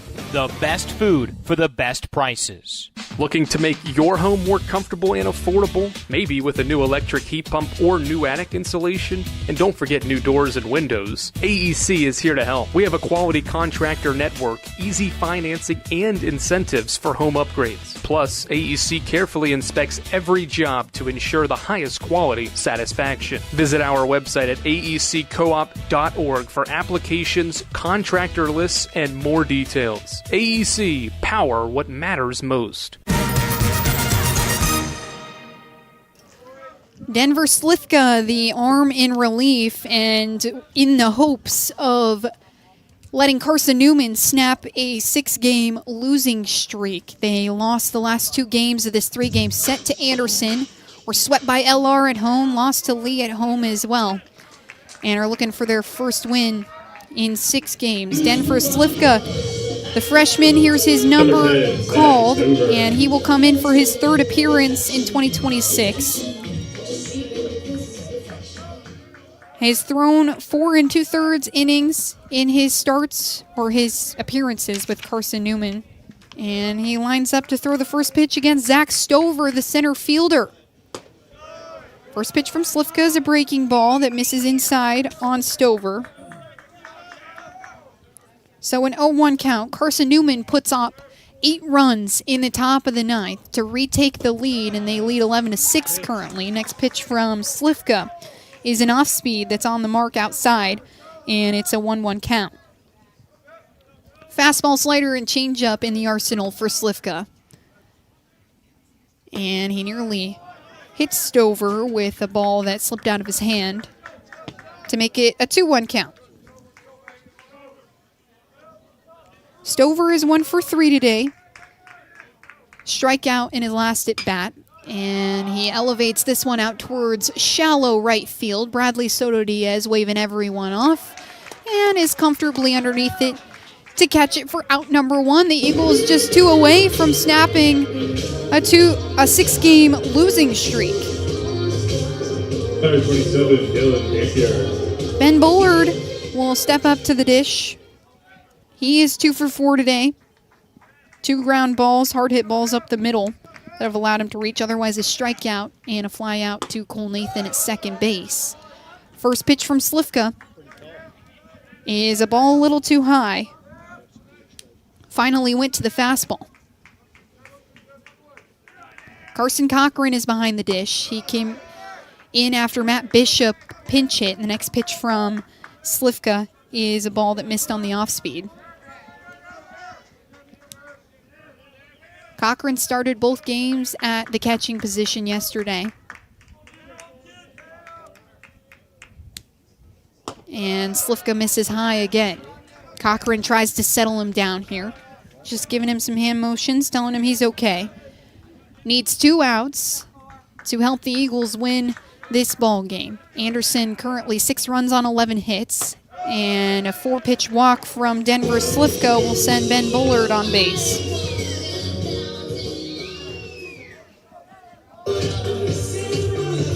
Fifth walk from the Eagle pitching staff in this ball game, and Riley Matthews, who was 0 for 3 today, did reach base in his first at bat on a walk, but otherwise 2 strikeouts, and popped out in his last at bat, tried to square around to the bunt. And the first pitch from Slifka is just outside. Cochran turns around and says, "Ump, you sure about that one?" But it's 0-1, or 1-0 rather. Even I thought it was a strike. Jeez. Slifka delivers the 1-0, and Matthews dodges out of the way to make it 2-0. And Jason White will come out.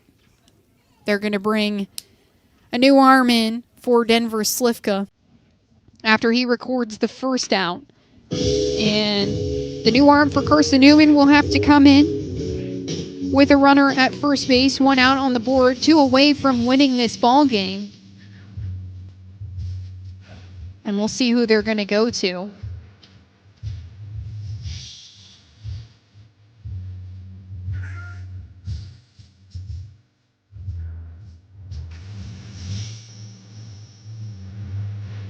Denver Slifka will jog back into the dugout. He is greeted by his teammates, and Carson Cochran will have a conversation with the new pitcher on the mound for Carson-Newman.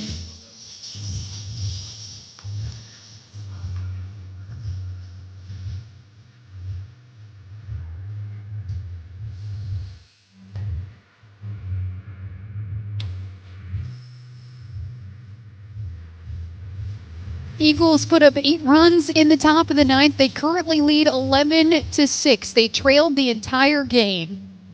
3 runs in the top of the 6th before that. And then they just get started and they keep on going.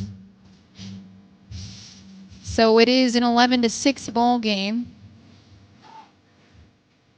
And it's going to be Harrison Shelton, the redshirt freshman from Clinton, Tennessee, to take over duties on the hill.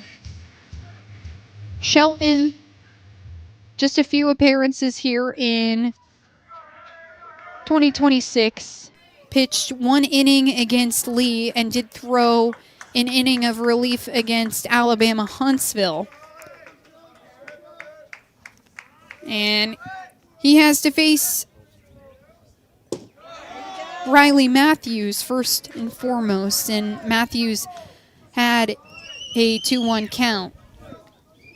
First pitch, or had a 0-2 count, and the first pitch from Shelton was a strike, and then Matthews just fouled that one off to make it 2-2.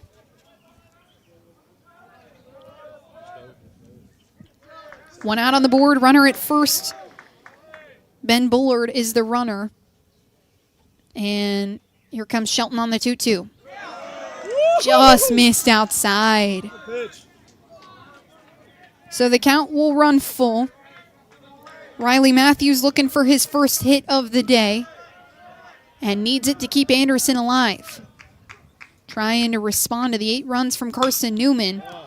It's a soft pop fly into the shallow infield where Cole Nathan tracks it down and makes the catch. 2 away, and Carson-Newman 1 out away from snapping a 6-game losing streak.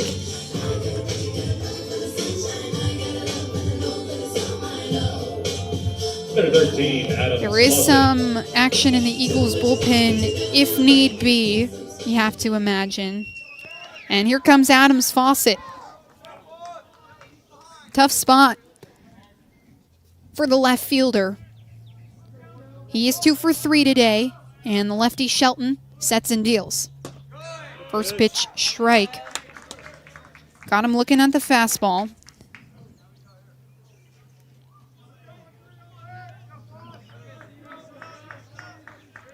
Fawcett, the transfer from Limestone, and he holds off on a breaking ball from Shelton. Cochran stays in front of it as it skips off the dirt in front of the plate. And it's a 1-1 count with 2 outs on the board. Braden Harrison, one of the home run hitters in this ball game, is on deck. Yes, sir. Next pitch is a strike from Shelton. And the lefty just 1 strike away from ending this ball game. 1-2 count for Fawcett. Pitch on the way is outside. Love it. And it stays just underneath Cochran, rather. Cochran encouraging his pitcher on the hill, asking him to finish this one out. 2's all across. Shelton comes together. And here comes the 2-2. It's in the dirt again. Cochran keeping it in front of him. A good job by the sophomore catcher to handle the stuff in the dirt and keep Ben Bullard where he is at first.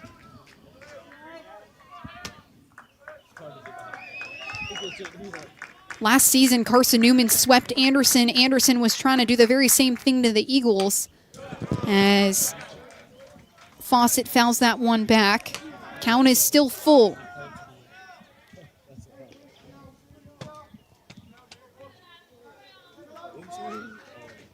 Senior trying to do something big here and keep his club alive in this ball game. They've got 5 runs to make up and just 1 run to do it. Here comes Shelton on the payoff. Got him on the breaking ball. He watched it go by.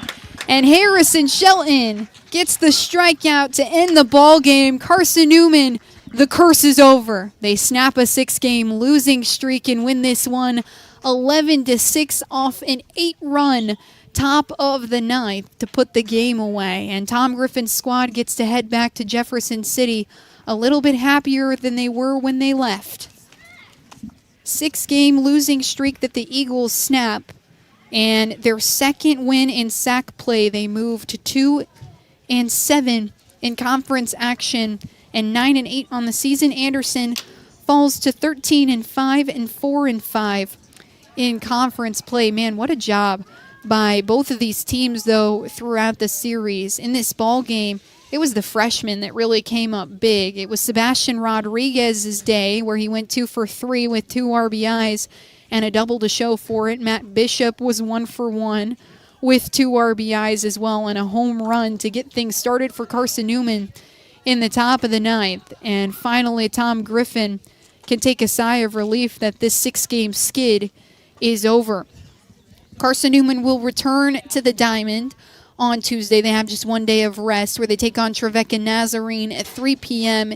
at Trevecca. And then the next conference series will be at home against Catawba just next weekend. Carson-Newman softball also played today. Have to check in with Matt Scalzo to see the results of those games. But we appreciate you tuning in for this 3-game set of Carson-Newman baseball on this beautiful weekend in sunny South Carolina. But we're going to sign off on the Eagle Sports Network for now. I'm Miranda DeCrow saying so long and thank you so much for listening.